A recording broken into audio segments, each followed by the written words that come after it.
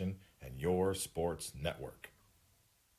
Yeah, I've been closer to Jesus before, so can you help me out? Oh, can you help me out? Am I on my own? Am I on my own? Or can you help me out?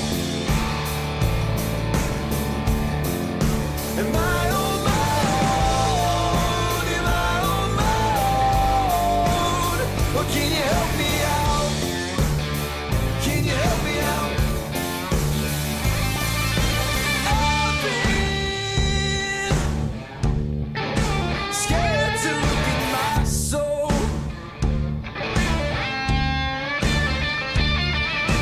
I've been afraid I would follow alone. Yeah, afraid of the things I've been told. Welcome into a Wednesday edition of Running Points on ysnlive.com. Ron Potesta with you alongside Mr. Anthony Hartwig in his Maurice Jones-Drew Jags jersey. A little bit of mojo. too. Yeah, there we go. With you till 3 o'clock, chatting all about the... This is my mic. That one sounds better. Oh, okay. which one is that? Remember, we switched when DJ came on Monday. Okay. So this one was over here. So All right, that's 2, that's 3, and the disabled one is 4. hey, nothing wrong with being disabled. No, I mean, it's not, but it's not plugged in. That's why I'm saying it's disabled. I mean, you're plugged in, so you're good. You're good to go. Hey, we're with you till 3 o'clock. Lots of stuff to get to, obviously, our guest today. Brian Driscoll will talk about Notre Dame's interesting performance. A win is a win is a win. right? Absolutely, against Louisville, and we'll talk about the game against Pitt. That'll be coming up in about 20 minutes. Brian Solnar will talk about Jason Kochrack's first win on the PGA Tour, and we will also talk about the next stop on the PGA Tour as they're still out west, out in California this weekend. And we'll have John Vargo on from the Vindicator as well as the Tribune Chronicle. I'm sure everyone by now has seen this in the newspaper. Our thoughts are with Gabby Lapardis, who survived what looks like a really horrible crash in which 9 days ago she was in a Subaru, and she was hit on the driver's side back quarter panel, which is toward the trunk, by a guy that was driving in a Ram truck, and he had drifted to the other lane because apparently he was either falling asleep or he was on his phone, but I'm pretty sure he was falling asleep. And unfortunately, that damaged her car up pretty good. Looking at the damage done to her car, man, she's fortunate she didn't have any serious injuries. Thankfully, she's doing well, and she is starting to get back to practice. But man, that's a scary thought. I've been in a couple of accidents, and that's it's no joke, especially when you have to brace for the accident. It's no joke. You know, we say that in sports all the time that sports are a game of inches. Well, sometimes life is a game of inches. Amen to that. You hit your driver's side back panel. That's about 2 feet away from hitting somewhere, where it could really, really, really kill you. So, and the thing is, she may have saved herself when she put on the brakes, seeing that he was going the opposite way. You put on the brakes, he's naturally, instead of nailing you on the front, he's going to nail you from the back portion of the car. So that might have saved her from really having some damage. But obviously, our thoughts and prayers with Gabby Lapardis, the sophomore guard out of YSU's women's basketball team, and apparently she's going to be okay. She's starting to get back to practice, but woof, that's the worst nightmare for a parent whose kid is going either out of state or out of town to college, and they're traveling back and forth, to see the folks and to go back to the comforts of home for a little bit. That drive coming home and that drive going back Look, I'm not a parent, but if I were, a lot of Hail Marys would be said to make sure that my kid is okay. We don't think about it enough, but when you go on the road, your lives are in a lot of people's hands. Well, that's yeah. I mean, that trucker, and whether he was texting or falling asleep, whatever, he shouldn't have been driving in whatever state he was in. Yeah. Whether he was so tired he was falling asleep at the wheel or whether he was texting. Either way, you're putting a lot of people at risk when you're driving at that kind of in that kind of state. So the hundreds. It's one of those things. You're putting your life on the line. You're putting your life in other people's hands when you're on the road. Absolutely. And the hundreds of times that I was on various road trips, we got into one accident of all the times that we were on road trips. And again, it's a little bit different. You're putting your hands into a guy that is his job is riding the bus. And we had one of the best guys to do that. We got involved in one accident in my 12 years going through the roads and back roads and main interstates and whatnot. And when you see stuff like this, I always go back to this and wonder, we're real fortunate of all those trips that those minor league teams take, or the professional athletes that are taking trips on the ground in a bus from point A to point B. You don't get many of those. You don't get many accidents. Man, that's all credit in the world going to the folks that operate those buses and keeping everyone safe and sound, because that's the one aspect of sports from a minor league standpoint. Not many people realize just how important that is. Anything besides top tier college football and top tier college sports and professionals. I mean, everyone else, you're driving buses or you're chartering to wherever you're going to go. Sure. I mean, Division II, YSU buses, most of the places they go. So whether you're a mid-major Division I or Division II, whatever you are, unless you're like a high Power 5, really elite of the elite college sports, you're probably bussing everywhere you go. And even when I did the weekend series with YSU and the College of Charleston, we flew to Charleston. Okay, great. But we also had vans, that we were driving. And then you got to sit back and go, okay, you got all these vans going from point A to point B, back to point A, which is the team hotel, to point B, the baseball field. Look, I mean, it's amazing to me that we don't get more accidents, and that's knock on wood, and thanks be to the protector upstairs.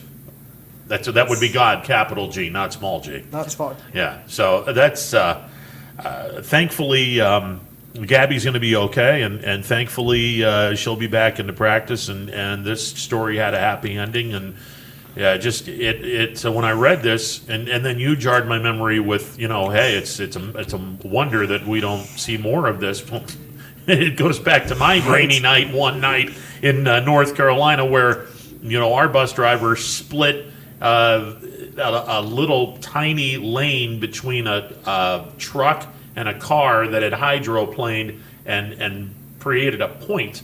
So our bus driver, Adolphe Bolton, who we called B, he split the two to where the truck, the guy in the truck and the woman in the car weren't going to get hurt because he didn't drive all that fast. But he split the two and had them spin a little bit. And we were fine. Everyone was fine. But then I just looked at him and I said, how the hell did you do that? He goes, I don't know, because I kind of closed my eyes. I'm like, that's divine intervention. So that's some Tom Cruise and Speed kind of stuff. Oh, no doubt. No doubt. Yeah, it's just, you're just, but thankfully she's okay, and we'll go from there. We got volleyball and soccer tournament games that we're going to be talking about during the course of today's show. The volleyball and soccer tournaments. Actually, volleyball was getting started last night. Soccer got underway Monday. It got underway. It's continuing. It's funny because some soccer teams had their last regular season game last night too, so they're playing tournaments and kind of finishing up their regular season. Because I know I think the Mooney boys, we'll confirm with Vargo, but I think they finished their regular season last night. I had their last regular season game. Yeah, and so it's going to be interesting to see how far the area goes. And again, COVID related, we have a very strange setup where it's not the traditional sectional tournament, district tournament. You go to the regionals. Half of the region is considered now your sectional and district, which is really weird. Unfortunately, because of OHSAA regulations, we're just not able to go and broadcast these tournament games. But we'll definitely be there, and we'll have a YSN presence. We'll report on the games and do as much coverage as we possibly can, but can't do everything. I mean, it's sad. It's one of these days we'll be able to do everything, but right now we can't. They're not enforcing live phone-in calls. I mean, if if we had a show and someone wanted to say, "Hey, let's go over here," they're not going to enforce that. I mean, if you do a minute or two at a time, right? They're not going to be able to enforce that. I mean, let's be honest. I like the way you think, Ron. I'm just saying. I know when someone goes to a football stadium or a baseball stadium, and they're looking to do updates, stringer reporters for ESPN Radio, Fox Sports Radio, whoever, the stringer guys are going to have no more than 2 minutes to talk about what is going on. They'll update every one of the score and whatnots, and it's 2 minutes in, and you're done. You get that report in a certain amount of time. Can't imagine the OHSAA would frown if someone were to call up, say, 3 times an hour and say, "Hey, this is what's going on. We're in the 35th minute in Crestview High School. Rebels are leading 3-0 over whoever." And that's kind of what we do on social media. I mean, if our guys are there, they'll say, "Hey, like last night I was at Boardman High School, so I kept the YSN Twitter updated." There you go. Hey, set one, Boardman wins 20, whatever it was. And then we'll have some video highlights, and we'll keep our player profiles going with the teams that advance. And there you go. We're gonna have a lot of coverage. It just unfortunately won't be live video broadcasts like you're used to seeing. And that's okay. I mean, it's disappointing, but the coverage is still there. You go to ysnlive.com, or you follow us on Twitter, and you'll be able to be updated on all this coverage. At the end of the day, it's there is only so much that we can do, unfortunately. And last night, that Boardman volleyball game was intense. Boardman came back from 2 sets down and won in 5, and it was exciting. I'm telling you, Division I volleyball is just a different level. If you have a chance to go watch either Fitch or Canfield in their Division I volleyball games, that was a 15 versus 20 seed, and they were doing things that you don't see in Division 4 and 3. You don't see a lot of teams do. It's a different level. So I encourage people to go see it if you can get into those games. If you go down 2 sets to nothing and you come back and win, right? I mean, that is such a big pick me up. I mean, that I would hope that carries over to the next round, because that's one of those things that you're not supposed to be able to do that. That's a boy, I could use that for some motivation, and hopefully you continue to have that carried on to the next match. Well, I'll tell you, the first 2 sets, they dropped them, but they were so competitive, 25-23, 25-23. And Boardman is just senior-led. They have 7 seniors on the team, and those seniors kind of stepped up and said, "Guys, let's just go. We're better than this." We dominated set 3, 25-15, won set 4, 25-21, and then held off a rally in set 5 to win 15-13. So those seniors really stepped up and led the team when they were down 2-0, and now they travel to Lakeside on Thursday. So 10 seed Lakeside versus 15 seed Boardman. And it's not out of the realm of possibility for Boardman to get that win. No, they used to play Lakeside a lot because they used to be in the AAC. So Boardman is familiar with the program, the coaching staff, and what they like to do. Maybe not the exact players and the skill set, but Coach Birch is a great coach to watch film, and she'll get them ready to go. Should be an awful lot of fun, and hopefully the Boardman Spartans volleyball team will advance into, what is it now, the field of 16? Well, right now they're in the sectional finals, so okay. And we're not there yet. I think 16 is actually, district championships? It's, because there's This is. I mean, I gotta look at a new Hold on. at a new age bracket that they have, because it's mind-boggling what they're doing this year. I mean, don't get me wrong. It's completely understandable what the OHSAA is doing. And again, all of this because of COVID. So, yeah, you've swallowed up essentially two regions and put all of the teams from two regions together, so you essentially have a double tournament going on at once. This is pretty much the round right before the Sweet 16. So after this week, every district will have 4 teams left. There's 4 districts in a region. So this is kind of a sectional final. Yeah, this is a sectional final. Yeah, one of 2 sectional finals within your now extra large or supersized region.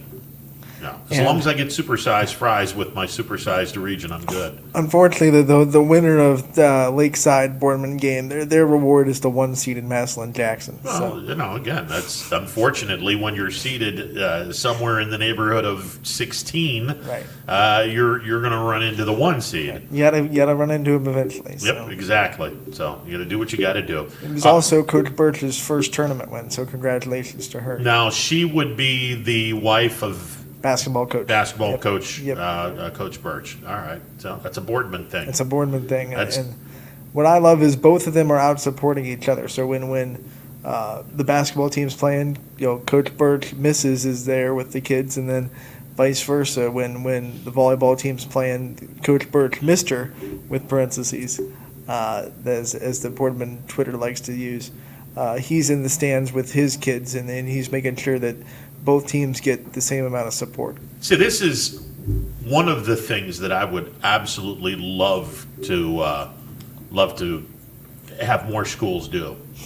And honestly, I don't know how many schools actually do stuff like this, where if the volleyball team is playing and the football team wants to support the volleyball team wants to support the football team. The guys basketball team and the girls basketball team are playing on opposite days. The guys basketball team shows up for the girls team shows up for the guys team, and they're cheering in their own section. I think that is just such a great message to send for school spirit. I wish a lot of schools did this. Not mandatory, because you don't want to force anything on anyone, but I think that if schools did this, God, the school spirit would be through the roof. I'll tell you, pre-COVID, it happened quite a bit, especially in the bigger schools, and these coaches do a good job of letting it known that, hey, to their kids, whether it be the football coach, whatever, hey, we're a community, and we need to go support the other people that are doing just as much work as you do. Yeah. So I know Mineral Ridge, they had one of the best student sections in Ohio. They're actually one of the Golden Megaphone finalists last year. Unfortunately, with COVID, you can't really have a big student section. No, unfortunately, that's they have the sticker on their wall that says they're a finalist for the Golden Megaphone. So all right, it's kind of up there with the Buckeye Hawk Award that Les Nessman won a few times. I mean, this one might be a little bit more prestigious. I don't know. Do you want to carry around a Golden Megaphone? I mean, that'd be fun. I think that'd be really cool. That'd be really fun. I mean, I wish they had that when I was in school. Of course, our cheering section was a little different. We're going to take a time out. On the other side, we will catch up with Brian Driscoll over in South Bend. We'll get our Notre Dame fix with our Notre Dame guru, Brian Driscoll, from IrishBreakdown.com. That's coming up next. Stick around. It's a Wednesday edition of Running Point on YSNLive.com. 21 News. Let's get right to our top story tonight. More experienced reporters. A new Wilmington restaurant. GM Lordstown. Telling more local stories. We'll look at efforts. Boy is recovering from a broken. Around our valley. Community in Niles. We are here in Youngstown, right up. Because you expect. It's important for everyone. No place like home. More local news. In Mercer County Court. 21 News is our valley's #1 local news. Welcome home to a home made homier with Baird Brothers Fine Hardwoods. Inspiration starts at BairdBrothers.com and is turned into reality when high-quality hardwoods are delivered right to your home.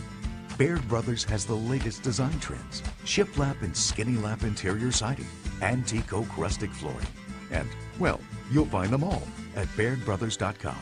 Ordered easily, delivered conveniently, enjoyed comfortably. BairdBrothers.com. Attention football fans, order Coca's Pizza tailgate package for only $54.99. You'll receive 24 slices of our delicious cheese pizza, 20 jumbo wings, and 2 of our famous foot-long pepperoni rolls. Coca's Pizza, we serve it hot. Hi, this is Tommy Clem, owner of WRS Insurance Solutions. WRS Insurance Solutions is a local independent agency that specializes in life, Medicare, long-term care, and disability products. Call us at 330-953-3722 or visit us at wrsinsuranceSolutions.com to learn more. Good luck to all the student athletes in the Valley. Your Armstrong services are more important than ever. There are more and more connected devices in the home these days. To get the most out of your experience, you need a network that is always getting better. You deserve superior performance, and that's what Armstrong offers every day. Whether you're working from home, enjoying your favorite content together, or simply catching up while apart, count on Armstrong to keep you connected to what matters most. For heating, cooling, and indoor air quality, the Mahoning Valley trusts MP Vivo Heating and Air Conditioning, offering worry-free repair, service, and installation. Call MP Vivo today for a free estimate. MP Vivo Heating and Air Conditioning. We're your energy-efficient experts. Welcome back to a Wednesday edition of Running Point on ysnlive.com. Ron Potesta with you alongside Anthony Hartwig. Let's go to the MP Vivo Heating and Air Conditioning hotline, where we find our Notre Dame guru. You will find him at irishbreakdown.com for all of the up-to-date news involving Notre Dame. Let's go to Brian Driscoll. Brian, how are you today, sir? I am doing great. Just getting ready to watch hopefully some better offensive play this weekend at Pittsburgh. Yeah, it's a good segue into a very disturbing game that we saw yesterday or Saturday. Let me just say, and I'm a guy that doesn't really want to put a lot of people on a red alert or anything, and I'll start with something that was really good, and that's Notre Dame's defense. Louisville only scored 7 points. I thought Notre Dame's defense was exceptional, and they needed to be because the offense was a steaming pile of garbage. But in a positive note, before we even get into the offense, I thought Notre Dame defensively played a very good game on Saturday. Especially when you consider the quality of the opponent. I think that's always how you have to evaluate everything. You know, when you there are some opponents you hold to 7 points, you're like, yeah, well, you should have held that team to 7 points. They're terrible. Louisville's a really good offense, a really talented offense. I mean, you talk about Javion Hawkins, their running back, was the number 2 leading rusher in the nation, which we talked about last week, and he rushed for over 1,500 yards last season. He was held to a career low 51 yards, and 42 of that came 2 carries. So his other 13 carries, he didn't top 10 yards. You know, that's impressive. When you look at the dynamic receiving duo they have of Tutu Atwell and Des Fitzpatrick, they combined for 6 catches and 53 yards. And they didn't do that at the expense of, okay, Malik Cunningham ran for a bunch of yards or some other player stepped up. They completely shut Louisville down. And outside of one drive, you know, that was about as impressive of a defensive performance as you're going to find this year. And they did it with a lot of pressure on them because the game was always close. It wasn't like they could just pin their ears back and, you know, with a 30-point lead and attack. They had to make big-time stops, and they did it over and over again. All right. Now, the other part of this, and again, I'm going to try to stay positive for the first couple of minutes. I thought Kyron Williams had a solid game. 25 carries, $127. Now, he didn't find the end zone, but he did have over 100 yards. He was averaging 5 yards a carry. And I thought that he ran hard, and I thought, you know, okay, he had a 24-yard run on one of the carries. Take that out. He still has a $103 and 24 carries, which is a solid game. So I think that he had a really nice game in a day in which the play calling and the whole structure on Notre Dame's offense was borderline tragic. And I don't use that word in a sense of casualties or anything like that. I say it in a sense of sports terminology. I thought Kyron Williams had a very nice day. Yeah, I thought, you know, and he did it against a box that was loaded all game. I mean, Louisville's entire game plan was, we're not going to let you run on us.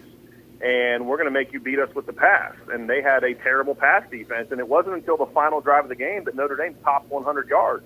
You talk about Kyron Williams, 127 yards. Well, he had more yards than the entire pass offense. And I thought he ran hard. I thought he was patient. I thought he made good decisions. And he went and here's the thing. There were some big holes to run through. And when they were there, he hit them. And he maximized his yards. And that's all you have to go back to do. I thought Chris Tyree ran well also. I think that's a really good 1-2 punch. I thought the offensive line played at an exceptionally high level. And look, I've been incredibly critical of Jeff Quinn during his first 2 seasons at Notre Dame, justifiably so. But he's got the offensive line playing at a very high level. And the issue with Notre Dame's offense for years has been consistency, and there's still a lot of inconsistency at a lot of positions. But the one position that in all 4 games has played at a high level with very few mistakes has been the offensive line. And if you can have at least that foundation, then you can make some of those other corrections to get things going. But the play of the offensive line on Saturday was just outstanding, and Kyron Williams took advantage of that, had a very good game. Brian Driscoll, our guest. You can read his work at irishbreakdown.com. Okay, now we got to address the elephant in the room. And look, normally I'm all over Ian Book. I'm not a fan of Ian Book per se, and not the person, but the quarterback. I'm not a fan of his ability or lack thereof. But I'm not putting this on Ian Book. You can't put this on Ian Book. What is he supposed to do with play calling that is limiting what is already limited with Ian Book? I mean, I don't understand why they were putting Ian in these kinds of situations on Saturday. Well, there's just a lot of things I didn't understand about the game plan on Saturday. You know, to begin with, to your point, you're running a 2 tight end offense, and I think a case could be made that Michael Mayer and Tommy Tremble are at worst 2 of the 3 best skill players on the team, with the third being Kevin Austin, who's still not, back to 100% volume standpoint. And you do not build your pass offense around them. In the last 2 weeks combined, you've targeted your 2 stud tight ends a combined total of 7 times. I think it was 3 on Saturday against Louisville. Tommy Tremble was targeted once. That's a dereliction of duty, in my opinion. And when you look at Ian Book and you're asking him, you're running 4 vertical concepts when you've got Brock Wright, Ben Skoranek, and Javon McKinley on the field together. Well, no wonder Ian Book doesn't have anywhere to throw the football.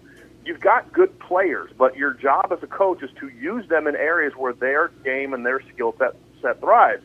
They're not allowing Ben Skoranek to do things that he's good at. They're not asking Javon McKinley to do that, and when he did get chances on Saturday, he played poorly and dropped balls. You're not giving your outstandingly talented tight ends opportunities to make plays.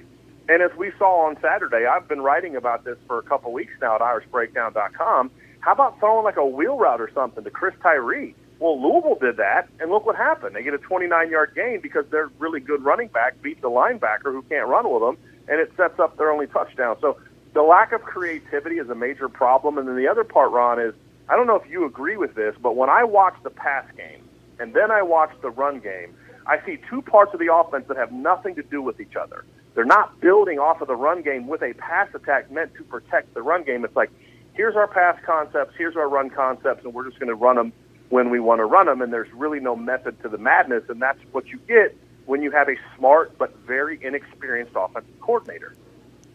The problem that I've always had, and this is not an indictment per se on Notre Dame, it's an indictment on any coach that does this. I'm not a fan of coaches that like to pound a square peg into a round hole, and what I mean by that is the coach isn't flexible enough to see the strengths that he has within his players, and he doesn't want to change his game plan to customize something that's going to bring all of those strengths from those players out. Rather, a coach is going to sit back, and this is not necessarily just Notre Dame. This is any coach that does this. The coach will sit back and go, well, I have my version of an offense that I want to run, and this is how I'm going to run it. And he's not paying attention to the strengths of each of the talent that he has around him. Coaches that try to pound a square peg into a round hole don't last too long, whether it be in the pros or in college. And I feel like Saturday, that's exactly what I was seeing. And that's something that I'm hoping that Coach Kelly is going to sit down and say, look, we can't do this. We're not good enough to get away with doing this.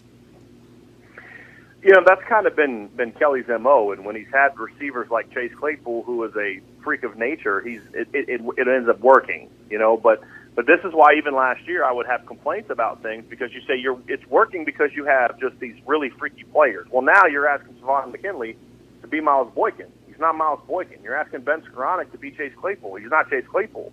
And you're not building around their talents, like you said. And that's been Kelly's thing. This is who we are. This is the concepts we run, and we're going to do them. And if you can't do it, then we're going to find someone who can. That's bad coaching, as opposed to, hey, here's what you do well, and we're going to put you in position to be successful. And you look at Ohio State the last couple of years under Ryan Day.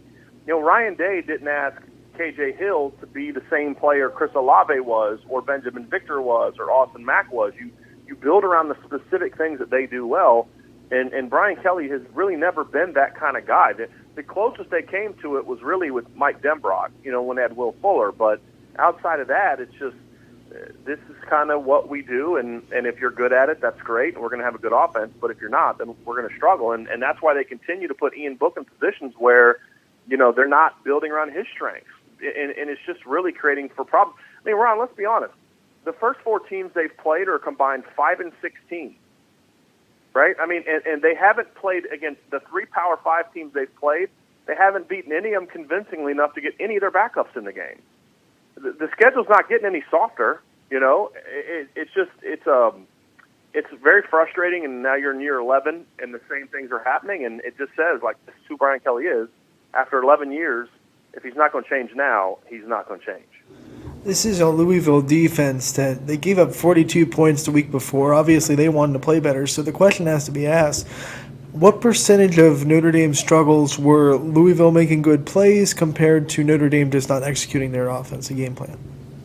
I'd say 5%. I mean, Louisville wanted to play good defense the week before against Georgia Tech. They wanted to play good defense against Pitt. They wanted to play good defense against Miami. They're not a good defense. Notre Dame was not doing the things that other teams have done to give them problems. For example, has a bad habit of turning players loose. Well, Notre Dame didn't run any concepts that stressed them in a way, so no post-snap meshes, no play-action throwbacks, no running back wheel routes, none of the things that can create confusion in the defense, which is what makes Louisville struggle on defense. It's because they're aggressive, because they blitz a lot. A standard offense is not going to be as good against them. And so when you look at Pitt, for example, Pitt is a very standard offense. Pitt is not a team that's going to do a lot of creativity. Well, they did a good job against Pitt. Miami, Georgia Tech, they're more creative, they're more versatile, they do different things, they move the pocket, they do throwbacks, they do wheels, and they both average over 8 yards a play. So again, Louisville executed their game plan effectively, and I give them credit for that, but they were able to execute it because Notre Dame did not have a game plan designed to attack and exploit where Louisville stinks on defense and where just about every team in the country has been able to exploit against them, and that's a major problem for me. Brian Driscoll, our guest, as we are talking Notre Dame. The Irish will be going to Pittsburgh to take on a Pitt team that has lost their last 3 games. Now, let me preface this by saying a couple of stuff. Number one, the Panthers began the season 3-0. Now, they upended Austin Peay 55-0. They beat Syracuse 21-10.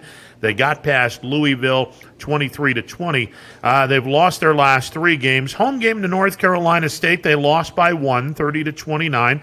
They went to Chestnut Hill and lost to Boston College in overtime by 1, 31-30. And they went down to Miami to take on a top 10 team in the U, and they lost 31-19.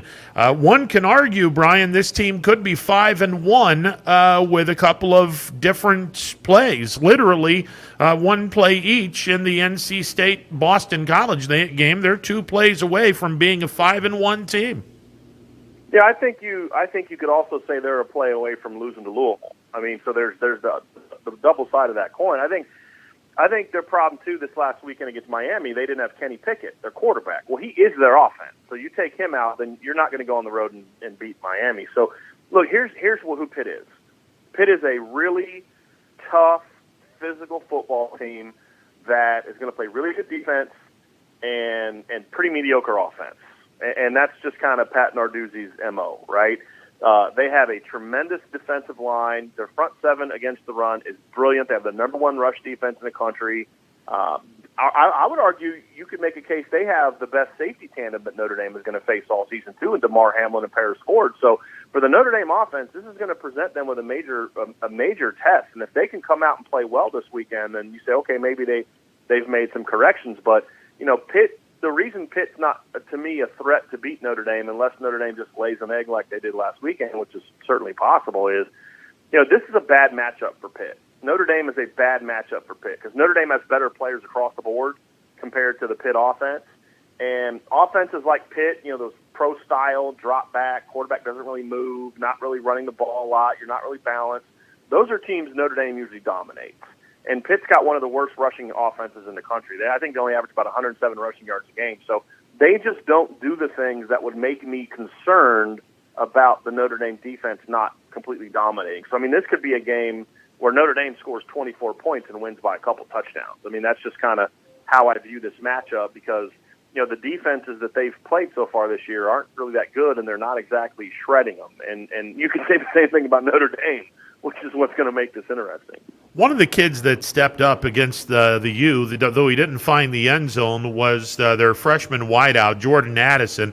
He caught 8 passes, $147, including a 55-yard pass that he hauled in against the U. Talk a little bit about this freshman. He does have some talents. Unfortunately, like you said, the backup quarterback was in the ballgame, which puts those numbers at an even more impressive feat, being that he did all of this against the U with a backup quarterback.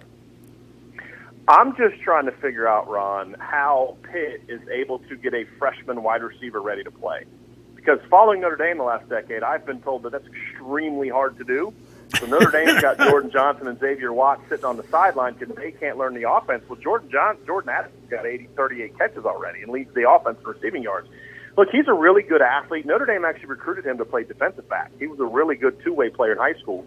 He's just, it's kind of a cop-out, but he's just a football player. The kid just knows how to play. He can work the middle of the field. He can catch a crossing route and do yards after the catch. He can do a jet sweep. He's not really a stretch-the-field kind of guy where he's just going to outrun you, but he's fast enough and he's a good enough route runner, even as a freshman, that he can get open and find himself open. And I think he really fits that system really well because he can work the quick game, he can work the underneath routes, and then he's good enough to where, as a route runner, to where he can get himself some separation throwing the ball down the field. So he can beat you deep. It's just not off like pure blazing speed, but he's such a savvy football player that he knows how to work himself open, and it's been fun to watch. This is the kind of boost that their pass offense needs, and you'd like to think that if you're looking at it from a Pitt standpoint that, you're starting to get Shockey, Jock Louis going, you start using your running backs a little bit more in the pass game with Jordan Addison. Maybe you could be good enough on offense to start winning some games because with the defense they have, they don't need an elite offense. They just need an offense that can make some clutch plays throughout the game. And if they can figure that out and really start getting that going, because Jordan Addison's really starting to kind of come into his own and become a focal point of this offense, that's the key for Pitt to start, pulling off an upset against Notre Dame on Saturday, but then moving forward to start winning some of these close games, to your point, that they've been losing. As you look at the tape on both these teams in this matchup, do you see any players that could be maybe sleepers that come up and have a good game that not out of nowhere, but per se maybe players that don't pop on the stat sheet that might come off and just because of the matchup have a good game on either side? Yeah, I think Pitt right now, for me, the matchup that concerns me the most is their defensive tackles because a lot of the focus is on the ends. It's on Patrick Jones and Rashad Weaver, and they are outstanding. They both rank in the top 10 nationally in sacks, So that matchup against Liam Eichenberg and Ryman Hainsey at Notre Dame is going to be a really fun matchup. But what often gets overlooked is you're not going to be a defense that ranks first in the nation in rushing yards after 6 games. You're not going to be a defense that only gives up 61.5 rushing yards a game if you're not really good up the middle. And their defensive tackles, they play like 4 or 5 guys. None of them are studs, but they just all play hard. They're really low, built-to-the-ground guys They kind of get up underneath the pad level of their opponents, and they really just lock on at the line of scrimmage and get a push. And there's just nowhere to go. And then their athletic linebackers can kind of just fly to the ball, as you expect of a Pat Narduzzi defense. Their safeties are very active in the run game. Ford and Hamlin rank first and third in the defense and tackles. But a big part of that is their defensive line makes running backs commit to their cut way earlier than they'd like to. And so then your linebackers and safeties can just fly to the football. So to me, that's the matchup that is most intriguing to me. Can Aaron Banks, Jarrett Patterson, and Tommy Kramer really get a push up the middle? If the guards play well, then Notre Dame's going to have a chance to run the ball against Pitt. If the guards don't win those battles, then they're going to struggle to run the ball just like everybody else has. So to me, that's the battle that I'm most looking forward to. And then on the other side of the ball, you're going to have to, another receiver's going to have to step up. Shockey Jock Louis, Trey Tipton, Turner, somebody at receiver's going to have to step up and make a play, because Notre Dame's going to know about Jordan Addison. They're going to have a game plan for Jordan Addison. Somebody else at receiver for them is going to have to step up, which for the Notre Dame side means their secondary is going to have to play well, which they did last week against Louisville. I thought that was an excellent performance by the Irish secondary. Brian, you bring up the defensive tackles, and it's a trio of guys, and they're all sophomores. Three of them are redshirt sophomores. Tyler Bentley, David Green, Devin Danielson, and they're low to the ground, like you said. This is a team that I like what Narduzzi is putting together over at Pitt. Now, he's going to lose some kids at the end of this year. He's going to lose his stud DNs and Patrick Jones and Rashad Weaver. But I like what Narduzzi is bringing to the table. If he can recruit some more athletic kids on the offensive side of the ball, I think Pitt could be a serious threat in a year or two in the ACC, given what he's done defensively with this team. And his recruiting has been solid overall. I mean, they've been able to find guys like Jordan Addison. For me, the big thing for Pat Narduzzi is he's suffering from what a lot of defensive-minded coaches suffer from, which is in this era of college football, you have to understand you can't win the way that you won at Michigan State early in your career. You're not going to win a bunch of 17-13 games anymore, not against the good teams. I mean, we saw it against NC State and Boston College. Now, the BC game, they lost 31-30. That was an overtime game. It was 24-24 at the end of regulation. But when you're facing quarterbacks like a Phil Dracovic at Boston College, Devin Leary at NC State, at some point in time, you're going to have an offense that can score in those games. You're not going to beat Notre Dame 10-7. They better not beat Notre Dame 10-7.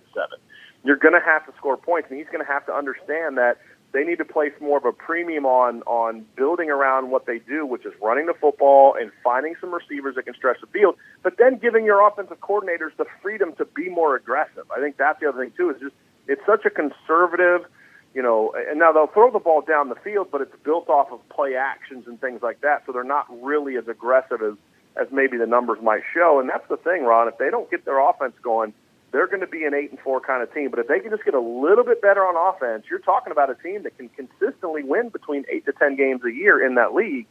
And because they're in the Coastal, and that's a winnable division every year. So certainly he's doing a good job there. But North Carolina is really coming on. So Pitt's going to have to step it up a little bit if they're going to want to stay with North Carolina in that division. Brian, is this going to be the best test to this point on whether the Irish can run the ball against a quality run defense and Williams and Tyree? Is this going to be their biggest test of the year to this point? Oh, by far. I think you could even make a case, Ron, that this is going to be their biggest test of the year, period. I mean, even if you look at Clemson, as good as Clemson is, with all due respect to Clemson, there's not a better defensive end tandem on the schedule than Patrick Jones and Rashad Weaver. Now, Clemson may be better in some other spots, but this is a very well-coached, very physical football team. And as we've seen from Pitt the last 10 years under Brian Kelly, Pitt's not going to be afraid of Notre Dame. They've never backed down from Notre Dame. That's just the kind of nature of his program. And so I think they're going to be physical. This is a game. And look, to your point, Ron, they've lost 3 in a row. Their backs are against the wall. They've got nothing to lose. They're going to give Notre Dame everything they have this weekend, schematically and physically. And, yeah, if Notre Dame can come out and run the ball this week, then you're going to say to yourself, and I'm certainly going to say to myself, well, this is an offensive line and a run game that can go toe-to-toe with anybody and get the job done. Obviously, and you brought up something that is really dead on accurate. Historically, Pitt has given Notre Dame all kinds of problems. Forget about the last couple of years. Go back even further. Even when Pitt has gone to South Bend, Pitt has always given Notre Dame all kinds of problems. And, as you said, they're on a 3-game losing streak. They can throw everything but the kitchen sink at Notre Dame because there's no pressure on them. All the pressure is on Notre Dame. So I think that this game has an upset written all over it. I think Notre Dame survives, but I think that this game is probably a 7-point, possibly even a 3-point escape out of the Berg with a victory for Notre Dame. I'm going to say 20-13, given the fact that their offense laid an egg last week, and I'm not too confident about this. About the play calling now. I'm going to say 20-13, Notre Dame escapes with a victory. Ron, for me, this is sort of a come-to-Jesus moment for Notre Dame and Brian Kelly because you've feasted on a bad schedule. You've not been able to develop the kind of momentum that you should be developing offensively against a bad schedule. And Brian Kelly can spin it all he wants about this is a better football team than 1-3. No, they're not, which is why they're 1-3. And so when he's talking about Louisville and to me, if Notre Dame is able to come out this week and play well offensively and get the run game going and develop some of the pass attack the corners who aren't very good, use your running backs to attack the linebackers, which aren't great in coverage. If I see those things, then I'm going to say, okay, they've learned from their mistakes. Tommy Rees is adjusting on the fly. He's growing, maturing in front of our eyes, and this team has a chance to be pretty good. If they can't move the ball on Pitt on Saturday, however, and they only score, like you said, like 20 points, that's going to tell me that this program has taken a step back, and they're benefiting on playing subpar teams. And when you start thinking about that November 7th matchup against Clemson, you start thinking about that November 27th matchup against North Carolina, you start saying, I don't know if Notre Dame is a good enough program to win those games and even be competitive against Clemson. So they're going to need to show some life on offense this week if they're going to have any chance at being the program that they should be and the program people expect them to be this season. It's kind of a horrible reminder as a Bills fan. If Notre Dame doesn't play very well on Saturday, I'm going to have visions of, oh, look at this wonderful start, and then they go and take on 2 elite programs in the NFL like the Tennessee Titans and the Kansas City Chiefs, and they can't tackle anybody when they're running the football and give up chunks of yardage, and they wind up getting destroyed by both programs. So, yeah, that's you just brought up some nightmare scenarios that I've been living in the last couple of weeks as a Bills fan. I certainly understand that. Hey, Brian, always a pleasure, sir. Now, give a plug, irishbreakdown.com. What are some of the things that you've got going on over at irishbreakdown.com? Well, I wrote an article this morning talking about how epic this matchup is going to be between the Notre Dame offensive line, which I believe is the nation's best. They rank in the top 10 in rushing yards per attempt, rushing touchdowns. They're playing a Pitt defense that ranks first in the nation in rushing yards allowed, first in the defense in yards allowed per rush, and I think they're second in the nation, first among Power 5 teams in sacks. So this is going to be a phenomenal battle, and I break that down. I also have an interview on the site where I talk about Ian Book and the pass game struggles and things along those lines. And then today I'm going to have something where I look at on paper how Notre Dame stacks up on paper against the Pitt defense and the Pitt offense, and then I'm going to have an article where I look at some of the matchups to watch, some of the guys that need to step up, and some of the stats that matter in this game. So a lot going on at irishbreakdown.com. And if anyone wants to subscribe to irishbreakdown.com, how do they go about doing this? They simply go to the login button if they're not a member, and they just go down to and sign up. And you can put your credit card in there. It's $5.99 a month or $59.99 a year. But here's the thing about Irish Breakdown. A lot of our content is still free, so you do not have to be a paying subscriber to get the vast majority of our content. If you're someone who just likes reading the content and not posting on a message board, then you don't have to pay. Come check our site out. Come do those things. I want to make it as accessible to as many people as possible so we don't put a lot of our best stuff behind a paywall. So the premium is more for the Sports Illustrated magazine. It's for the message board. It's for some of that community type of stuff, not necessarily reading about the Irish. If you just want to read about the Irish and the matchups and the team they're playing, you're going to get that for free. So you just come to the site, you check it out. You don't even have to sign up, and we'd love to have you. Brian, always a pleasure. Look forward to catching up with you next week, brother. Sounds good. Thanks for having me on. You got it. Brian Driscoll from IrishBreakdown.com, and I love his site. It's educational. If you're an Irish fan, you definitely need to check out his site, IrishBreakdown.com, IrishBreakdown.com. The one thing, as a content director myself, I'm impressed with how much content he puts out. Because he comes up with new stuff. I mean, it's like daily, just putting stuff out. It's like, how much stuff can you say about one football? But, man, he's good at pounding out really good, consistent content at a very high quantity, which is pretty impressive. Well, and the fact that he's not going to put that stuff on the paywall, right, which I think is phenomenal as well, because you could very easily, I'm going to be paying $5.99, and I get to go all through this stuff. Well, he doesn't put that stuff on the paywall. You can read a bunch of stuff and still be very educated about what Notre Dame is doing.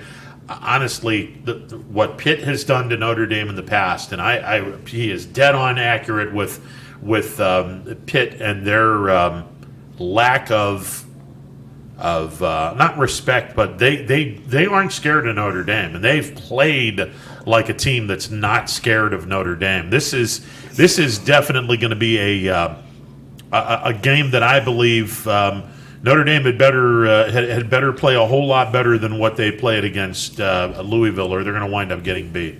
Well, I think the good thing for Notre Dame is they didn't play well against Louisville, so they're not going to have this kind of arrogance walking into Pitt where they're living on top of the world. They barely escaped the Louisville team, so they're going to have they're not going to be the sleeping giants that Pitt can kind of surprise. I think they're going to go into that game pretty focused because of the fact that they barely beat a 1-3 Louisville team. Yeah, and again, this was a Louisville team that was ranked in the top 25 at some point in time. Well, not anymore. Those days are long gone. He had the dynamite dime of the day with the. No, they're not a typical one. Yes, they are. They're 1-3. Yeah, they are. They're 1-3. Absolutely. Let me run down a couple of scores. In 2015, they went to Pitt, and this was a team that finished with 10 wins. They beat the Panthers 42-30, a high-scoring game. They didn't play each other until 2018. They had Pitt at South Bend. This was the 12-1 season where they went to the playoffs and got obliterated by Clemson. They only beat Pitt by 5 points. They were a 21-point favorite in that game, and they barely survived Pitt in 2018. And these two clubs have played each other 24 times, they've played each other a handful of times. Notre Dame has normally won the games, but Pitt always gives Notre Dame problems, and I expect more of the same. This is a good Pitt team, especially on the defensive line. It's going to be a very, very challenging game for the offensive line, and just a challenging game for Notre Dame. And the schedule doesn't get much easier after this. I don't have numbers to back this up, but I just feel like in matchups between elite defensive lines and then on the flip side, elite offensive lines, usually the offensive line just has an advantage because it's different going up against an elite offensive line. You're using so much energy to pass rush, play in and play out. If you're going up against an elite offensive line plus the energy you're expending for a pass rush, usually the offensive line just if they're both elite, usually in experience-wise, the offensive line has the advantage. So I think come the third and fourth quarter, I think you'll see that pass rush for the Pitt Panthers kind of dwindle if Notre Dame's offensive line is doing their job, because simply put, Pitt will be using more energy to get through that offensive line than the offensive line will be using. So, well, it'll be interesting. It'll be really interesting what happens. But again, given the fact that Notre Dame crapped on themselves against a bad Louisville team and only scored 12 points, you better hope and pray that Notre Dame scores more points because they go into Pittsburgh. You try to score 12 points against Pitt on defense, you're not going to win that game. You better score more than 12 points. And 20 I have it at 20 to what did I say? 20 to 13. That's going to barely be enough. So, I'm not confident in this offense in any way, shape, or form coming into this. I hope they've learned a valuable lesson. We'll see.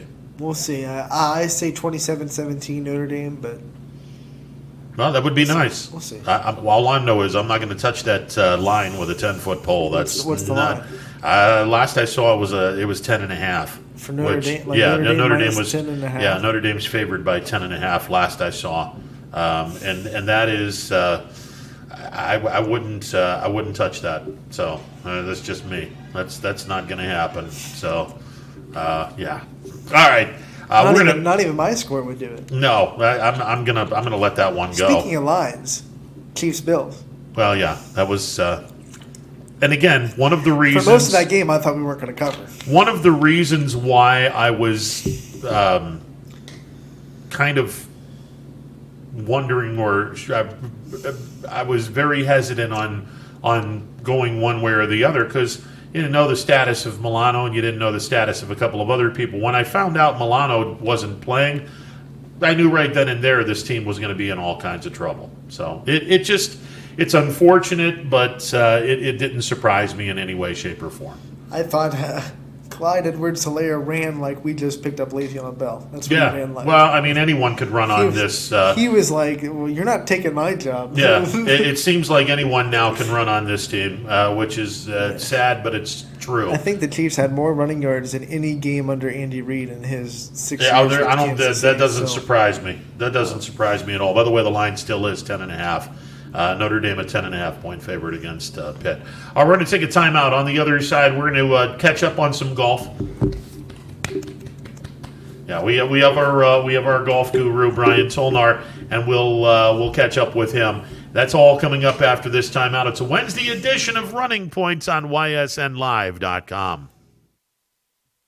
Hello, I'm Greg Burbick with G. Burbick Farms. For the last 100 years, my family has farmed in the Columbiana and Mahoning counties. I began raising cattle in 1996 with the goal of providing a better product for you and your family on the dinner table. Our grass-fed and grain-supplemented Black Angus beef are raised with no hormones, steroids, or antibiotics. We're known for our hometown-friendly service and incredible tasting products. We're locally owned and have customers across the tri-state area. Our products go from our farm to your family. Stop by our farm on New Buffalo Road or visit us on the web at gburbickfarms.com. Don't forget to like us on Facebook. G. Burbick Farms, it just tastes better.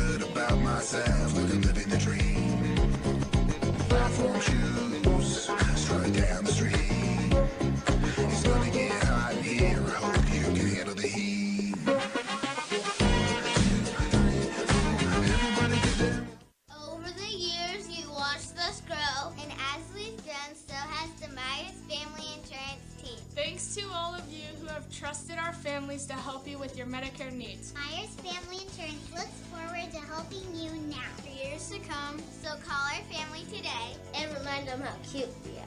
Myers Family Insurance continues to be the area's resource for all your Medicare and retirement needs. Call today, 330-286-3044. It's storm season. I think we're under the gun for some heavy storms over the next couple of hours. And Storm Tracker 21 is ready. This is probably the one we're keeping a closer eye on. On air. And locally, we're going to have a lot of eyes on our area. Online. All right, let's talk high-risk futurecast and the timing of this weather. On social media and on our app. Rain will come and go tomorrow. There'll be some dry intervals. Stay ready with Storm Tracker 21. The severe weather threat now through around sunset this evening. Hi, I'm Colin Chupa. And I'm Kelsey Clem from K-Squared Marketing. Our boutique marketing firm specializes in media planning and buying, public relations, event marketing strategies, and strategic sponsorships. We can integrate our services with your existing game plan, or we can be your entire marketing team. Your goals, our game plan. Let's win together.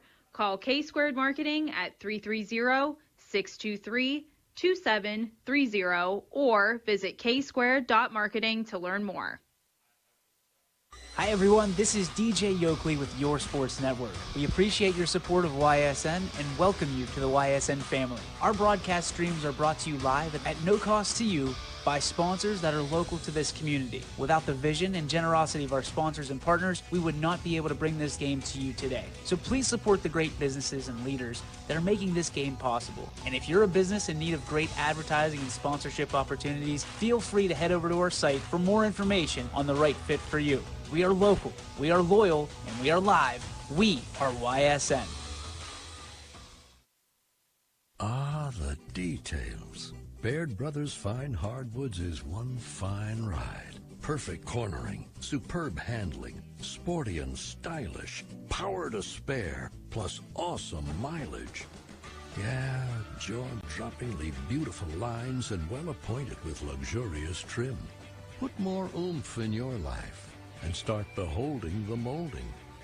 Find your home's fine hardwood at BairdBrothers.com.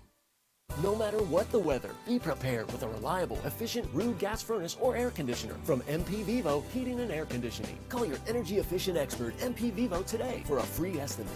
Here at MP Vivo, we rely on Rude, and so should you. Welcome back to a Wednesday edition of Running Point on YSNLive.com. Let's go to the MP Vivo Heating and Air Conditioning hotline where we find our golf guru, the man that runs Mill Creek, one of the finest courses in our area, if not in all of Ohio. We bring in Brian Tolnar. Brian, how are you today, sir? Oh, doing good. Great weekend of golf, and couldn't be more excited for what happened with the Jason Kochrack on the PGA Tour, and finally getting a PGA Tour win for the Mahoning Valley. It's awesome. What a great weekend to start this week off. There's no doubt. Hey, before we get into Jason and finally breaking the glass ceiling and getting that first victory on the PGA Tour, let's talk a little bit about Mill Creek. Here we are in the fall. The leaves are starting to fall.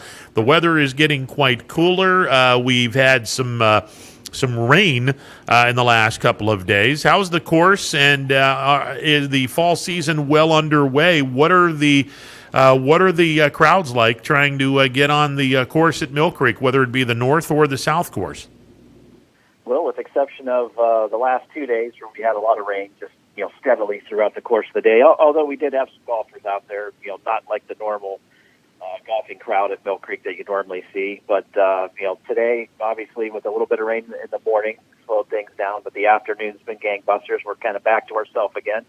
And I think we will be through the rest of today, tomorrow, and on Friday, because we're supposed to touch, close to 80 degrees. So, it's a great time to play fall golf. It's unseasonably warm today and the next couple of days, and we're going to try to lobby that in for the weekend and squeeze in another weekend or two of golf here in the month of October. So, pretty much anything that you can bring home as far as income standpoint in the month of October, November is sort of just icing on the cake, and we've been very, very lucky. The weather's been, very reasonable with the exception of the past 2 days, so we're excited.